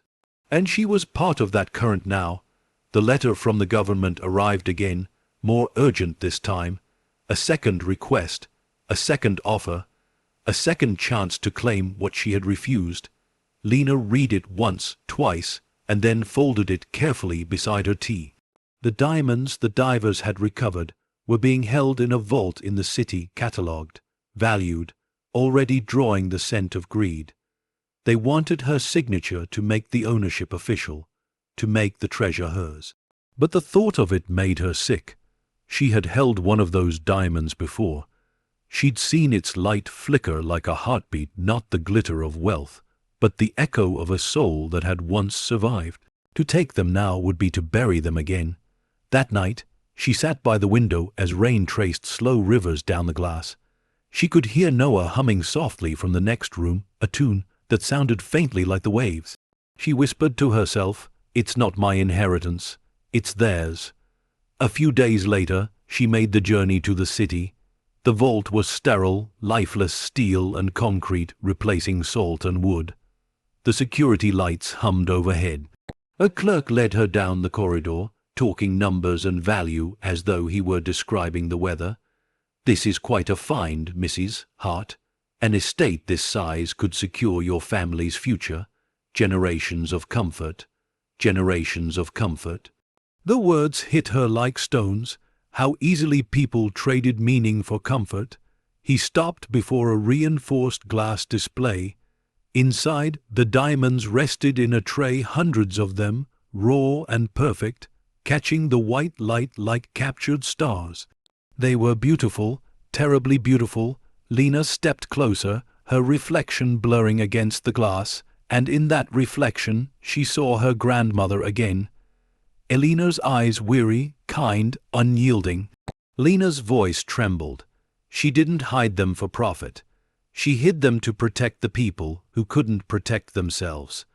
The clerk frowned, unsure if she was speaking to him or to the ghosts in her own heart. He cleared his throat. "So, will you claim them?"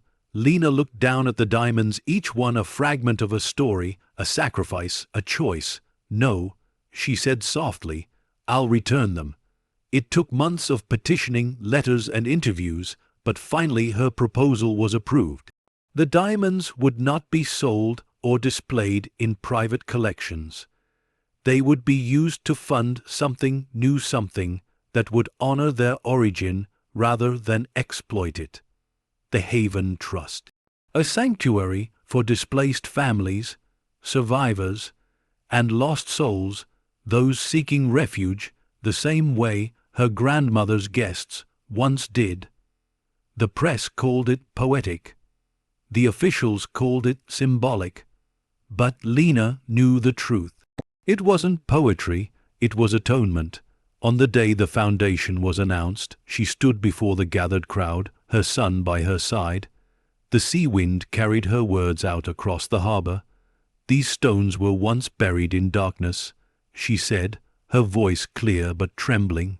"They were hidden by a woman who believed the world could be better if we protected each other.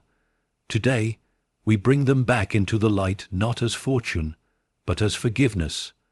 Applause rose like the sound of the tide returning home. And in that moment, Lena felt her grandmother there not as shadow, but as sunlight. That evening, after the ceremony, Lena and Noah walked along the waterfront. The sky was streaked with rose and gold, and gulls wheeled lazily overhead. Noah looked up at her. "Grandma would be proud of you." Lena smiled. "No, sweetheart, she'd be proud of us." He frowned playfully. "What did I do? You reminded me why she did what she did." Lena said, "She wasn't trying to save the world. She was trying to save a future. You're that future." The boy's eyes shone in the fading light. "Then I'll keep it safe, Mom. I promise." She brushed a strand of hair from his forehead and kissed it gently. "I know you will." That night, she returned alone to the cliffs. The tide was low, the wind warm. The moon hung heavy above the horizon, glowing like a pearl. She knelt in the sand and placed one final diamond there, the last one she had kept. Its surface caught the moonlight and shimmered softly, almost breathing. "This was never ours," she whispered. "It was yours, Grandma, and theirs. I just carried it long enough to let it go." She pressed it into the sand, and as the next wave rolled in, it swallowed the gem whole. The water glowed faintly just once, before settling back into its eternal calm. When Lena stood, the world felt lighter. The guilt, the fear, the endless ache of survival, all of it washed away, carried by the tide. The horizon stretched endlessly before her, the stars reflected in the quiet sea like scattered memories returning home. She could almost hear her grandmother's laughter now, not the heavy sigh of regret, but the bright sound of peace. The sea had forgiven them both. She whispered one last promise into the wind, "I'll keep the light alive." And the sea, ever patient, ever eternal, whispered back through the soft crash of waves, "You already have." By morning, the first families began arriving at the Haven Trust, mothers with children, lost souls with nowhere else to go. The doors opened, sunlight spilling into the wide halls. The walls, painted a pale sea green, caught the light like water. Lena stood at the entrance, watching as life filled the space that had once been emptiness. Her grandmother's dream had returned, not in wealth, but in purpose. No longer a fortress, no longer a vault. A haven reborn. And as she watched Noah hand out blankets to the new arrivals, she realized that the real treasure had never been buried at all. It was here, in kindness, in second chances, in love that survived every storm. That night, as the tide rose under a silver moon, the ocean's whisper carried faintly through the windows of the Haven Trust. It was not the cry of ghosts, nor the hum of restless spirits. It was music soft, rhythmic, endless. The sea sang again, not in mourning, but in blessing. And as Lena stood by the window, the wind wrapping around her like an embrace, she closed her eyes and smiled. The diamonds were gone. The curse was gone. Only legacy remained, luminous, eternal, alive. As the tide rolled back out into the deep, carrying with it the last echo of the past, Lena whispered into the dark, "The weight is lifted." The sea shimmered, answering her in kind. And beneath the moonlight, the Haven Trust stood bright against the shore, not as a monument to greed, but as proof that even buried light can find its way home. As the night deepened, she realized the story that began with loss had finally found its peace, and the sea, eternal and knowing, whispered one last truth through the wind. Redemption always rises with the tide. And Lena, smiling through tears, whispered back, so does love. The waves carried her words into infinity. The story of Seabreeze Haven had ended, but the light it left behind was only beginning. Years passed, and the sea changed faces again. The cliffs where Seabreeze Haven once stood had grown over with wild grass and white lilies flowers that bloomed only by salt and wind. The townspeople called it the Quiet Shore, though some still whispered that on calm nights the water glowed faintly with blue light. They said the ocean remembered. On those rare evenings, when the tide rolled in perfectly still, it carried the reflection of something long gone, the outline of a building beneath the waves, tall and patient, shimmering as though waiting for the world to forgive it. But the sea had already forgiven, and life had returned. Lena Hart's name had become legend in the small coastal town. Her foundation, the Haven Trust, had grown from a local refuge into a beacon for families across the country, a sanctuary for those rebuilding from loss, disaster, and displacement. The once haunted story of Seabreeze Haven had become a tale of light, not fear. A film crew had even come to make a documentary once. They interviewed Lena on the very cliff where she'd survived the night the resort was taken. She'd stood before the cameras, calm, her hair streaked with silver, her eyes clear as the horizon. When asked what she missed most about the house, she had smiled and said softly, "Nothing, because everything it stood for is still here." The interviewer had looked puzzled. "You mean in your foundation?" "No," Lena said, turning her gaze toward the sea. "In people, in kindness, in how we choose to remember." Her answer became the line that opened the documentary. What we save isn't always what we keep. Sometimes it's what we set free. Time softened everything, even grief. Noah grew into a young man, tall, steady, with the same quiet strength his mother once saw in her grandmother's eyes. He worked alongside her at the Haven, restoring old seaside homes, building shelters, teaching children how to plant trees in the wind-worn soil. Sometimes, at dusk, he would walk the cliffs alone, the tide brushing against the rocks below like an old friend.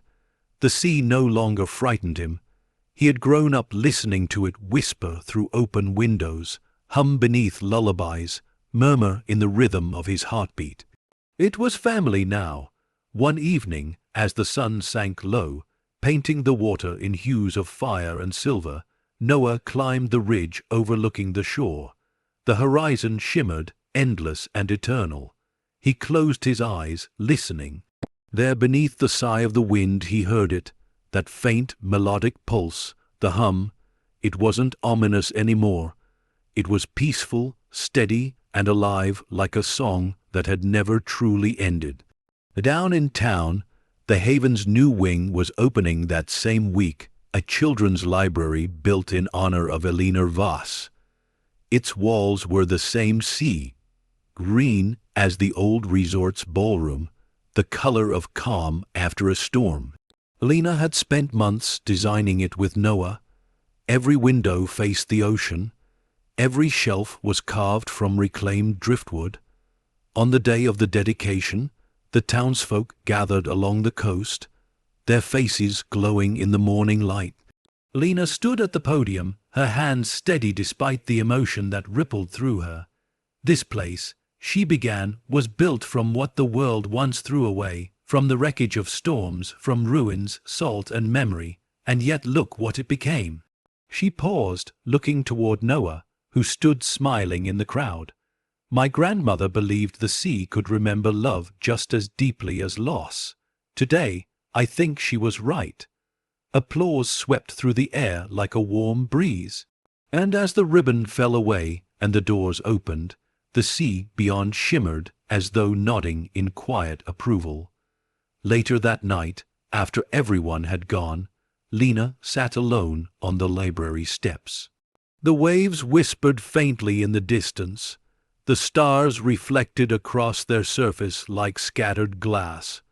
From her coat pocket, she drew something small, a single diamond, the only one she had kept. It wasn't worth much in the world's eyes, but to her it was everything.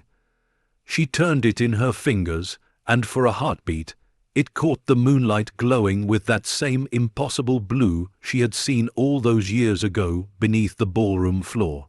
Lena smiled, still watching me, aren't you, Grandma? A soft breeze passed over the dunes, stirring the lilies that grew along the path. Their petals swayed toward the sea.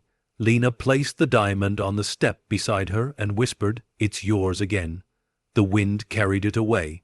She watched as it tumbled across the sand, caught by the tide, and vanished beneath the waves, a single spark returning home.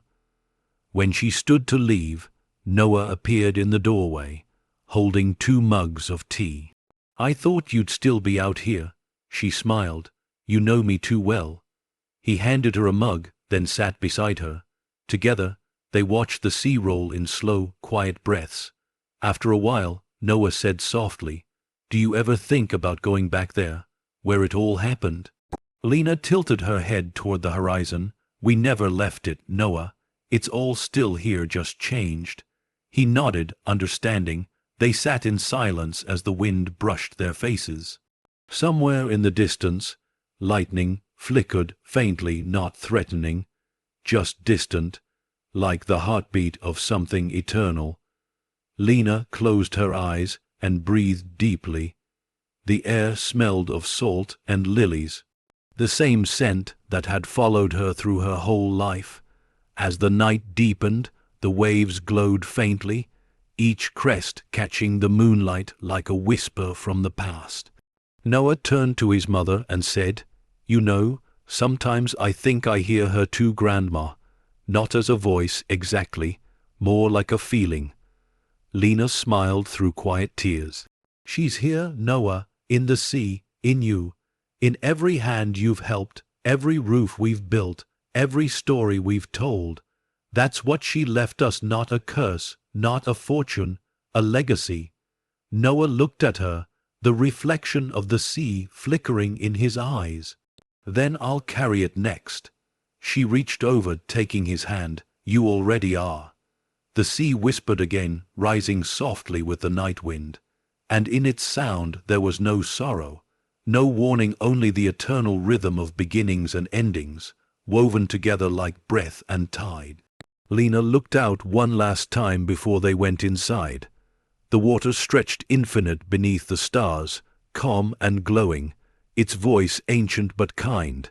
And for the first time, she didn't see loss. She saw promise. The promise that no light once freed ever truly disappears. As they closed the door to the Haven Library, the camera of the mind lingers on the beach, on the waves, pulling gently at the sand, on the moonlight shimmering across the endless water. A single glint catches beneath the surface the faint, eternal flicker of a diamond resting deep within the tide. And with the sound of the sea rising softly, the story fades into silence, not an ending, but an echo. Because some stories don't close. They just flow, forever returning, forever beginning. As the night deepened, the tide whispered one last truth into the wind. Every story that the sea takes, it gives back in light. And with that, Seabreeze Haven's legacy, Lena's legacy, drifted peacefully into eternity, carried by the last tide. The storm was over. The sea had gone still. Yet even in its calm, Lena could feel the echo of what it had taken and what it had given back. The cliffs where Seabreeze Haven once stood were nothing but grass and silence now. The earth healed over like a wound that had finally closed. In that silence, something new began to grow. The people in the nearby towns still spoke of the night. The sea had swallowed the resort whole. Some said it was an act of vengeance. Others called it a miracle. But those who had seen the light rise from the waves knew better. They called it redemption. Lena didn't argue with them. She just listened. because in their stories she heard the sea speaking in new voices of those it had once claimed, now retold as legends of mercy and grace. Months had passed since the final tide, and Lena had traded the isolation of the resort for something humbler, a weathered cottage by the harbor, where gulls circled at dawn and the smell of salt lived in every breath. She woke early each day, watching the tide retreat before the sun. The ocean that had once haunted her now greeted her like an old friend, whispering softly in the language only she could understand. Noah would run down to the sand each morning, collecting driftwood and sea glass for the projects they built together. He'd always return holding something, a shell, a stone, a forgotten key, and say, "The sea left us another gift." And every time Lena smiled, because she knew it was true. The sea was still speaking, still remembering. The town had changed too. Fishermen who once cursed the waters now left offerings of lilies at the shore. Children whispered tales of a glowing ballroom beneath the waves. Artists painted the lost resort in silver and blue, calling it the haven below. And slowly, the story of Seabreeze Haven transformed no longer a tale of greed or ghosts, but of forgiveness. People began reaching out to Lena, single mothers, widows, men who had lost everything to the storms. They came not to ask for diamonds or treasure, but for a place to begin again. So she built it for them. On the old docks at the edge of town, where the wind was kind and the view endless, Lena established the haven by the sea. Not a resort, not a monument, a sanctuary. The first night it opened, she stood outside beneath the lanterns strung along the railings. They swayed gently in the breeze, their light reflected in the calm water below. People gathered, families, workers, strangers, their faces glowing in the golden light. The building itself was simple, wooden walls painted soft white, sea green windows, wide open halls filled with warmth. Lena stepped forward to speak, her voice trembling but strong. "This place," she said, "isn't built on wealth. It's built on memory and mercy. For too long the sea carried our guilt. Tonight we give it back, something better, hope." A quiet murmur passed through the crowd, followed by gentle applause. But then, from the back, someone began to sing an old coastal hymn, slow and haunting, one her grandmother once hummed while mending nets. Soon others joined in. The sound rolled softly across the water like prayer. Lena closed her eyes, and for a moment she swore she heard another voice in that song, Elena's voice blending with theirs, carried by the wind. Later that night, when everyone had gone, Lena walked the empty halls of the new haven. The floorboards creaked the way Seabreeze havens once had, but there was no fear in the sound now, only life. She passed through the kitchen, the study, the open terrace overlooking the moonlit harbor. The air smelled of cedar and tea, warm, safe, human. She paused at the doorway to Noah's room. He was already asleep, a small wooden carving of a seashell clutched in his hand. She smiled softly. "Good night, my heart."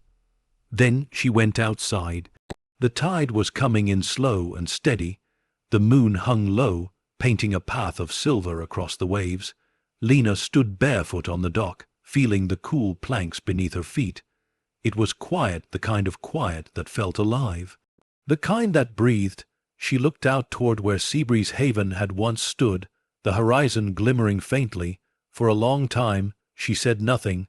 Then, softly, she whispered into the night, "Thank you for letting me stay." The waves lapped gently against the wood, as if answering her. She closed her eyes and let the sound wash over her, the sound of forgiveness, of endings that weren't truly endings. In the weeks that followed, the haven by the sea filled with stories. Each person who arrived brought something different: loss, fear, exhaustion, but also something familiar. The quiet spark of hope that had carried Lena here once. A fisherman who'd lost his boat found work teaching children how to mend nets. A mother who'd fled a storm discovered safety and laughter again. A boy who couldn't sleep for nightmares learned to listen to the sea and rest in its rhythm. And every night, Lena walked through the halls, listening. To their voices, to the wind, to the ocean's distant hum, no longer a curse, but a song. One evening, as the sun melted into the horizon, Noah joined her on the dock. The sky burned orange and rose, the sea reflecting every shade of fire. "Mom," he said, "do you ever miss it? The old resort?" She smiled faintly. "No, it's still with us, just in a better form." "Do you think Grandma can see all this?" Lena looked at him, eyes soft with peace. "I think she's the reason any of this exists." He smiled, gazing out at the glowing horizon. "Then I think she's smiling right now." The waves brushed against the dock, slow and patient. The same rhythm, the same voice. Lena watched the sunset fade into twilight, her heart steady for the first time in years. Seabreeze Haven was gone, but its soul, its light, had found a new home. As the stars rose and the tide came in, the dock lights flickered like lanterns guiding lost ships home. Lena whispered to the sea, her words barely a breath. "You carried my pain. You carried my past. Now carry my peace." The wind shifted, brushing against her cheek like a caress. A whisper answered, soft and familiar, Eleanor's voice once more. "You did well, child. You brought it all back to the light." Lena smiled, tears shining in her eyes. "Then it's time to rest." The sea shimmered once, then stilled. And in the quiet between the waves, the story of Seabreeze Haven finally found what it had always sought: not fortune, not forgiveness, but peace. As the night deepened and the tide rose softly beneath the stars, Lena turned to go inside. And with every step, the sea whispered after her, gentle, endless, grateful, "You've come home." The camera of memory pulled wide, the haven's lights glowing like stars upon the water, the sea calm and eternal beneath them. The story was not over. It had simply become something beautiful, and the tide, like life, like love, rolled on forever. The days that followed the opening of the haven by the sea were filled with light, soft, slow light that seemed to linger longer than the sun should allow. For the first time in years, Lena woke without fear. No whispers, no hum beneath the floor, only the gentle rhythm of waves brushing against the docks, the murmur of new lives beginning again. She had once believed peace was something distant, something earned only after a lifetime of pain. But standing here now, watching laughter fill the halls where silence once reigned, she realized peace was not a reward, it was a choice, and she had finally chosen it. Every morning, the smell of coffee and bread drifted through the haven. The kitchen was always alive, a grandmother teaching her grandchildren how to knead dough. A young fisherman mending nets beside the window. A widow watering lilies that grew in mismatched jars along the sill. Each story that entered those walls seemed to leave a piece of healing behind, like seashells scattered along the shore. Noah, now tall and steady, managed the day work. He greeted everyone with a quiet kindness, the kind of kindness that made people believe the world could still be gentle. He never said it aloud, but Lena knew he carried the spirit of the place inside him, the same way she once carried her grandmother's memory.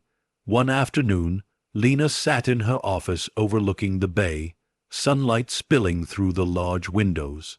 The desk was cluttered with donation letters, photos of families who had passed through, and a framed photograph of Eleanor Voss smiling faintly. Her hand resting on the shoulder of a child Lena now knew was her own mother. A knock on the door pulled her from her thoughts. It was Noah. He leaned against the frame, holding 2 mugs of tea. "You've been working all morning." She smiled. "So have you." He set one mug down in front of her and nodded toward the window. "There's something you should see." Lena rose, following him out onto the balcony. The view stretched endlessly, the sea calm, shimmering under the late afternoon light.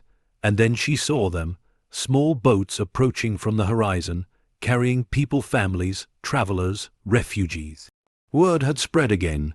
The haven's doors would soon open to more souls in need. Lena's heart swelled. It never ends, does it? Noah shook his head softly. Maybe it's not supposed to. That evening, as twilight settled, Lena walked alone down to the water's edge. The air was cool, the sky painted with fading gold.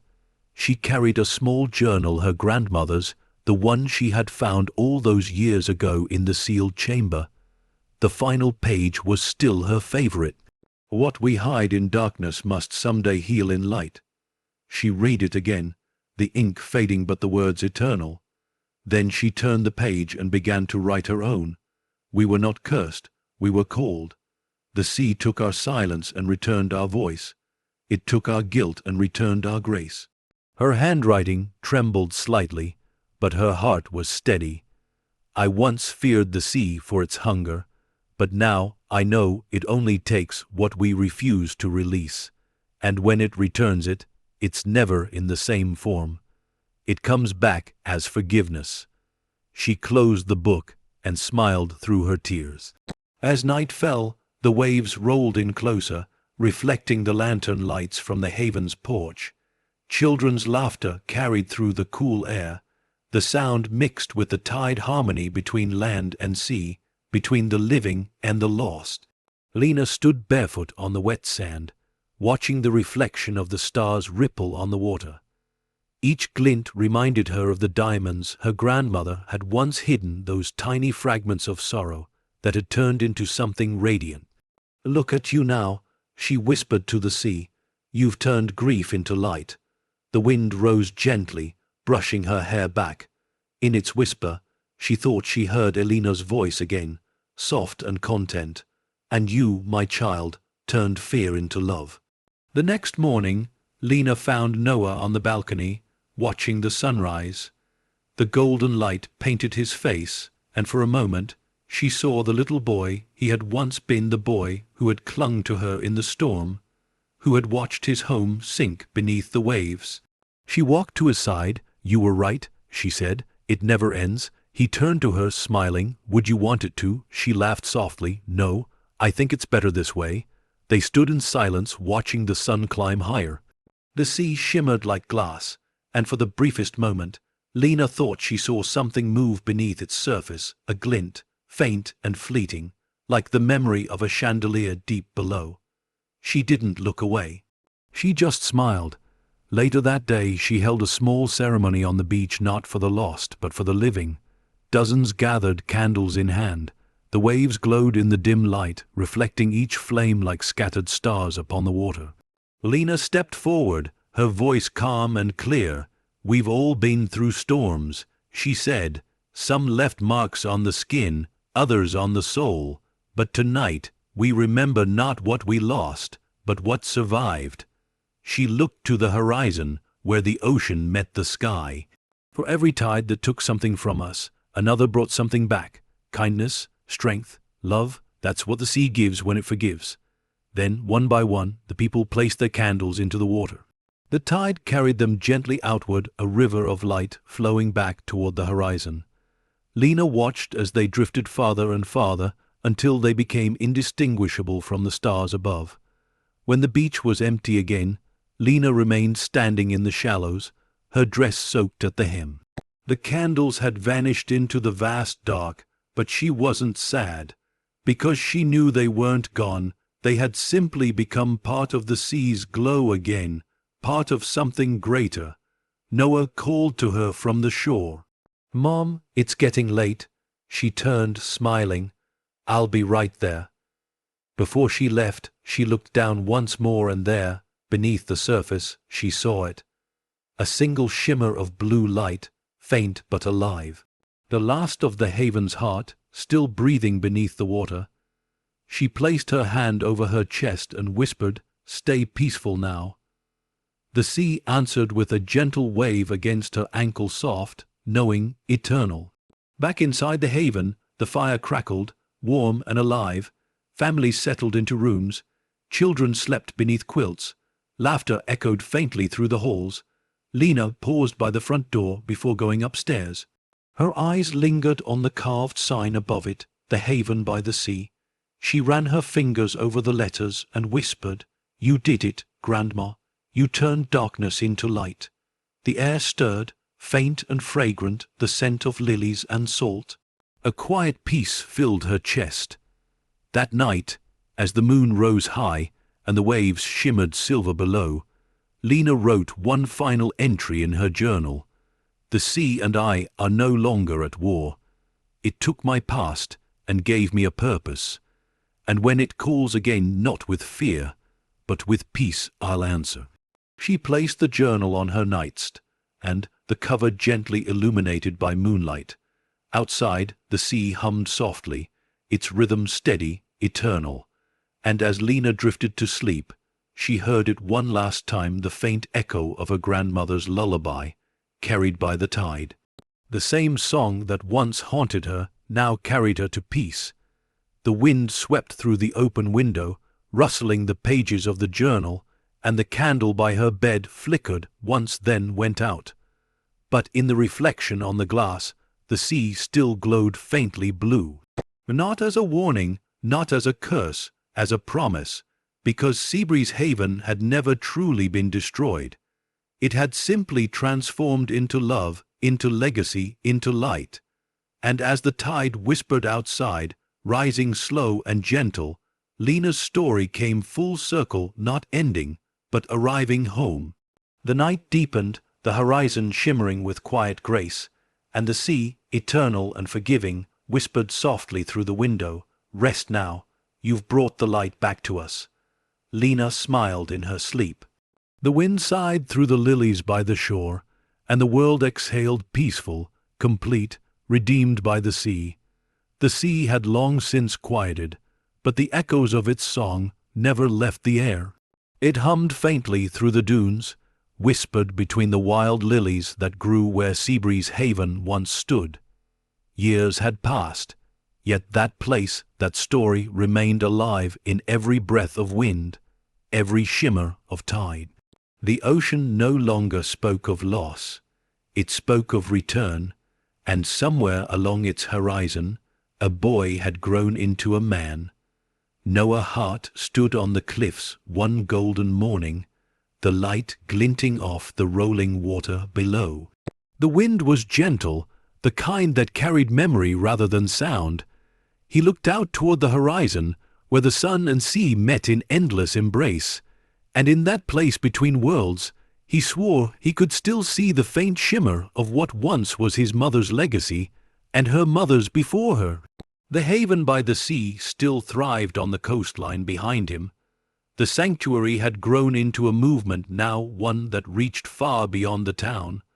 Thousands had passed through its open doors, and every one of them carried a story that found healing in its warmth. But Noah came here not to lead or to plan. He came to listen. The sea had always been his oldest friend, his first teacher, his truest witness. It had taken, yes, but it had also given. And now, as the tide rolled beneath him, its rhythm steady and ancient, he could almost hear the voices that shaped his family's destiny. His mother's laughter, his grandmother's song, and beneath it all the low hum of peace that filled the world after a storm. He crouched, picking up a smooth piece of driftwood. The years had sculpted it into something like a heart. He turned it in his palm, remembering a day long ago when his mother had told him, "Every wave carries something meant for someone. The trick is knowing when it's meant for you." He smiled at the memory. "Then I guess this one's mine," he murmured. Behind him the wind stirred, carrying with it the scent of lilies and salt. Down the cliff path, the shoreline stretched wide and clean soft sand, untouched by footprints. The sea foam glowed faintly in the sunlight, a silver lace unraveling across the edge of the world. Noah walked slowly, letting the cold water brush against his ankles. The ocean's touch no longer felt haunting. It felt like home. He paused when something caught the corner of his eye, a glimmer in the surf, half buried in sand. He knelt, brushing it free, a small diamond, raw, uncut, worn smooth by years of tide and time. He turned it between his fingers, watching the light catch inside it, the same impossible blue that once lived beneath the ballroom floor. Noah exhaled softly, his voice barely a whisper. "You're still here." He closed his hand around it. And for just an instant, the world fell silent, the waves stilled. The wind held its breath, and he felt something move through him. A warmth, a recognition, a memory not his own, a voice, faint as starlight. "Keep the light, child. The sea remembers you." His chest tightened. He looked toward the horizon. "I will, Grandma," he whispered. That evening Noah returned to the haven. The sanctuary glowed softly under lantern-light laughter, spilling from open windows. The scent of stew and wood fire drifting into the night. Inside, portraits of those who had built the legacy lined the walls. Elena Voss, stern yet kind. Lena Hart, eyes gentle, a trace of the sea still in her smile. He paused before his mother's picture. Years had passed since she'd gone peacefully, as she always said she wanted to. The sea had carried her ashes into the same waters that had once carried their family's burdens. And even now, Noah could still feel her presence every time he stood near the tide. He whispered, "You kept your promise, Mom. The light's still here." The lantern beside her portrait flickered once, as if in answer. Later that night, he stood alone on the balcony overlooking the harbor. The moon was full, enormous and golden, painting a long road of light across the sea. He took the diamond from his pocket, holding it up so it caught the glow. It gleamed with that same deep blue, but this time it wasn't eerie. It was warm, alive. He thought about everything the ocean had taken and everything it had given back. It had taken his fear, his inheritance, his home, but it had given him purpose. It had given him legacy. And that, he realized, was the real treasure. As the tide reached its highest, Noah walked down to the water's edge. The moonlight shimmered on the surface like liquid glass. He opened his hand, the diamond glinting in his palm. "This is where it began," he whispered, "and where it ends." He crouched, let the water touch his fingers, and released the stone. It sank slowly, the light around it glowing brighter as it disappeared beneath the waves. For a moment, the sea glowed blue faint, beautiful, endless. Then it faded, leaving only silver ripples in its wake. The wind rose behind him, carrying the faint echo of a familiar lullaby. He closed his eyes and smiled. In that instant, he understood something his mother had always known, that some legacies aren't meant to be held. They're meant to be carried forward, like a current that never stops moving. He turned back toward the haven, its windows glowing warm against the night. Laughter spilled out again, children's voices, soft and pure. Noah whispered, "You were right, Mom. The sea doesn't take, it returns." As he walked back up the beach, dawn began to break a thin line of gold along the horizon, expanding like a promise. The tide drew back, revealing smooth, untouched sand. For a moment, Noah glanced down and saw something carved by the retreating water, a faint outline of a seashell, glowing briefly before the next wave washed it away. He smiled, knowing it wasn't goodbye. It was a sign the sea was still speaking, still remembering, still giving. And as the morning light spread across the shore, Noah whispered the final words of his mother's journal, the words that had carried through generations like a heartbeat in the water. "What we hide in darkness must someday heal in light." The sea shimmered in reply. And as the tide rolled in again, steady, forgiving, eternal, Noah Hart walked toward the haven by the sea, the wind at his back, his mother's legacy shining in his heart. Because some stories don't end. They become the tide itself, forever rising, forever returning. And so, under the golden dawn, the last tide began to sing again. The morning sun rose over the horizon, spilling light like gold across the water. The world felt untouched, new, almost sacred. Every wave glimmered as though the ocean itself was waking with purpose, whispering stories to the wind. On the cliffs above the sea, the haven by the sea stood quiet in the early light. The building had grown over the years, new rooms, gardens, and walkways, yet its heart remained the same. Every board, every brick, every sound of laughter carried the memory of the woman who built it, and the generations who kept it alive. And among those memories was Hart, no longer the frightened boy who once clung to his mother during the storm, but a man who had learned that love, like the sea, never truly ends. He stepped out onto the balcony, mug in hand, his gaze following the morning tide. Below, volunteers prepared for another day at the haven, unloading supplies, greeting newcomers, their voices blending softly with the rhythm of the waves. Noah breathed in deeply. The air was cool, clean, alive. "Good morning, Mom," he whispered to the wind. "The tide's calm today." The breeze stirred his hair, light and gentle, as if answering. Later that day, the haven hosted its annual Festival of Light, a tradition Lena herself had started years ago. Every year, the townsfolk and the families who'd found sanctuary here returned to celebrate rebirth, hope, and remembrance. The docks were strung with lanterns, each one painted by a child and inscribed with a single word: peace, home, faith, love. The scent of sea salt and baked bread filled the air. Music drifted through the crowd, a soft melody played on a violin, blending with the sound of the tide. Noah moved among them quietly, greeting old faces, shaking hands, laughing easily.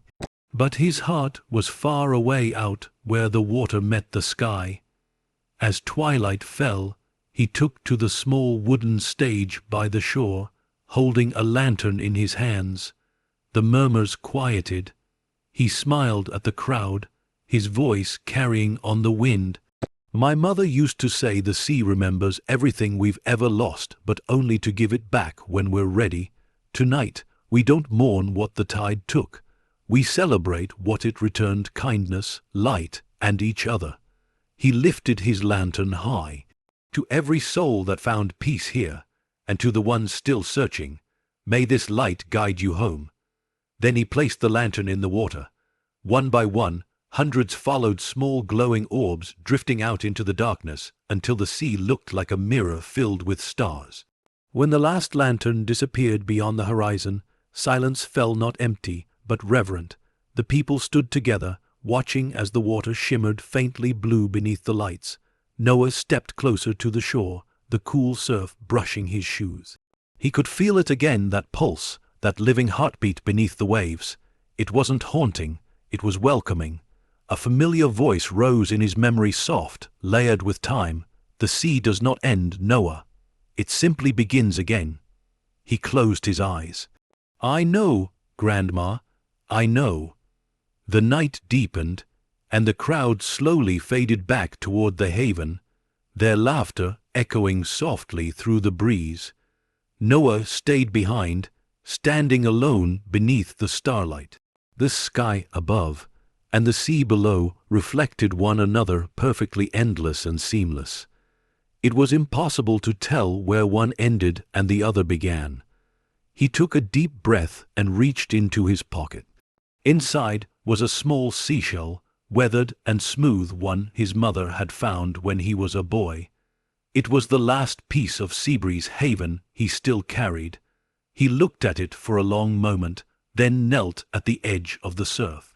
"You gave everything to protect this world," he whispered. "Now it's time to let it rest." He placed the shell in the sand, just where the waves could reach. The next tide came in slow and soft, washing over it gently. When the water receded, the shell was gone, carried out into the sea, back to where it belonged. A soft wind rose, warm and steady, circling around him. The surface of the water rippled with light, faint at first, then growing, until the whole horizon seemed to glow. And through that glow, for the briefest heartbeat, he saw them, silhouettes dancing beneath the water. His mother, his grandmother, and countless others who had found peace within the sea's embrace. They weren't trapped, they weren't gone, they were free. Elena's voice came first, gentle and wise. The sea returns what the heart releases. Then Lena's tender, proud, "You've carried the light farther than I ever could." Noah's eyes filled with tears. He smiled, whispering back, "And I'll keep carrying it." The glow shimmered once more, a final, loving farewell, and then faded back into the dark, leaving only the sound of the waves. When he returned to the haven, the lanterns were still glowing in the harbor. Their reflections rippled across the windows, turning every pane into a doorway of light. He stopped in front of his mother's old office, now preserved as a quiet space for visitors. Her journal rested on the desk, the one she had written after the storm. Noah opened it, tracing her handwriting with reverent fingers. On the final page, beneath her signature, she had written just one sentence: "If you ever find yourself lost, follow the tide, it always knows the way home." He closed the book, smiling softly. "I found it, Mom." The next morning dawned bright and clear. The sea was calm again, sunlight breaking over its surface like gold dust. The tide rolled gently, leaving behind small treasures on the sand shells, driftwood, and one tiny glint of blue. Noah knelt and picked it up. A fragment of diamond, no larger than a grain of salt, but still shimmering faintly with that eternal light. He laughed quietly. "Still here, huh?" He tucked it into his pocket and looked back at the haven. The windows caught the sunrise, glowing like the ocean itself. The tide came in again, brushing against his shoes almost playfully. He whispered, "Thank you." The waves answered with a soft, rhythmic hush. As the camera of the mind pulls back, the coast stretches wide, the haven by the sea standing bright against the morning, surrounded by the endless blue. And far beneath the water, where sunlight barely touches, the faint outline of Seabreeze Haven rests quietly, whole again in memory, its halls glowing softly, its chandeliers shimmering with the light of redemption. The sea moves, eternal and alive, carrying the whispers of 3 generations of mercy, of forgiveness, of love. Lena, Elena, Noah, 3 names, 1 legacy, 1 endless tide. The waves roll once more, a heartbeat against the shore. And in that sound, deep, rhythmic, infinite, the story of Seabreeze Haven breathes forever. Because some stories are not meant to end. They simply return like the tide. And as the horizon blazes gold with a new dawn, the voice of the sea whispers one final truth: every light the ocean takes, it gives back brighter. The water glows once, soft and eternal, then fades into peace. The tide recedes, the screen of memory fades to silver, and the story of Seabreeze Haven, the story of redemption, of love, of light, drifts gently into forever.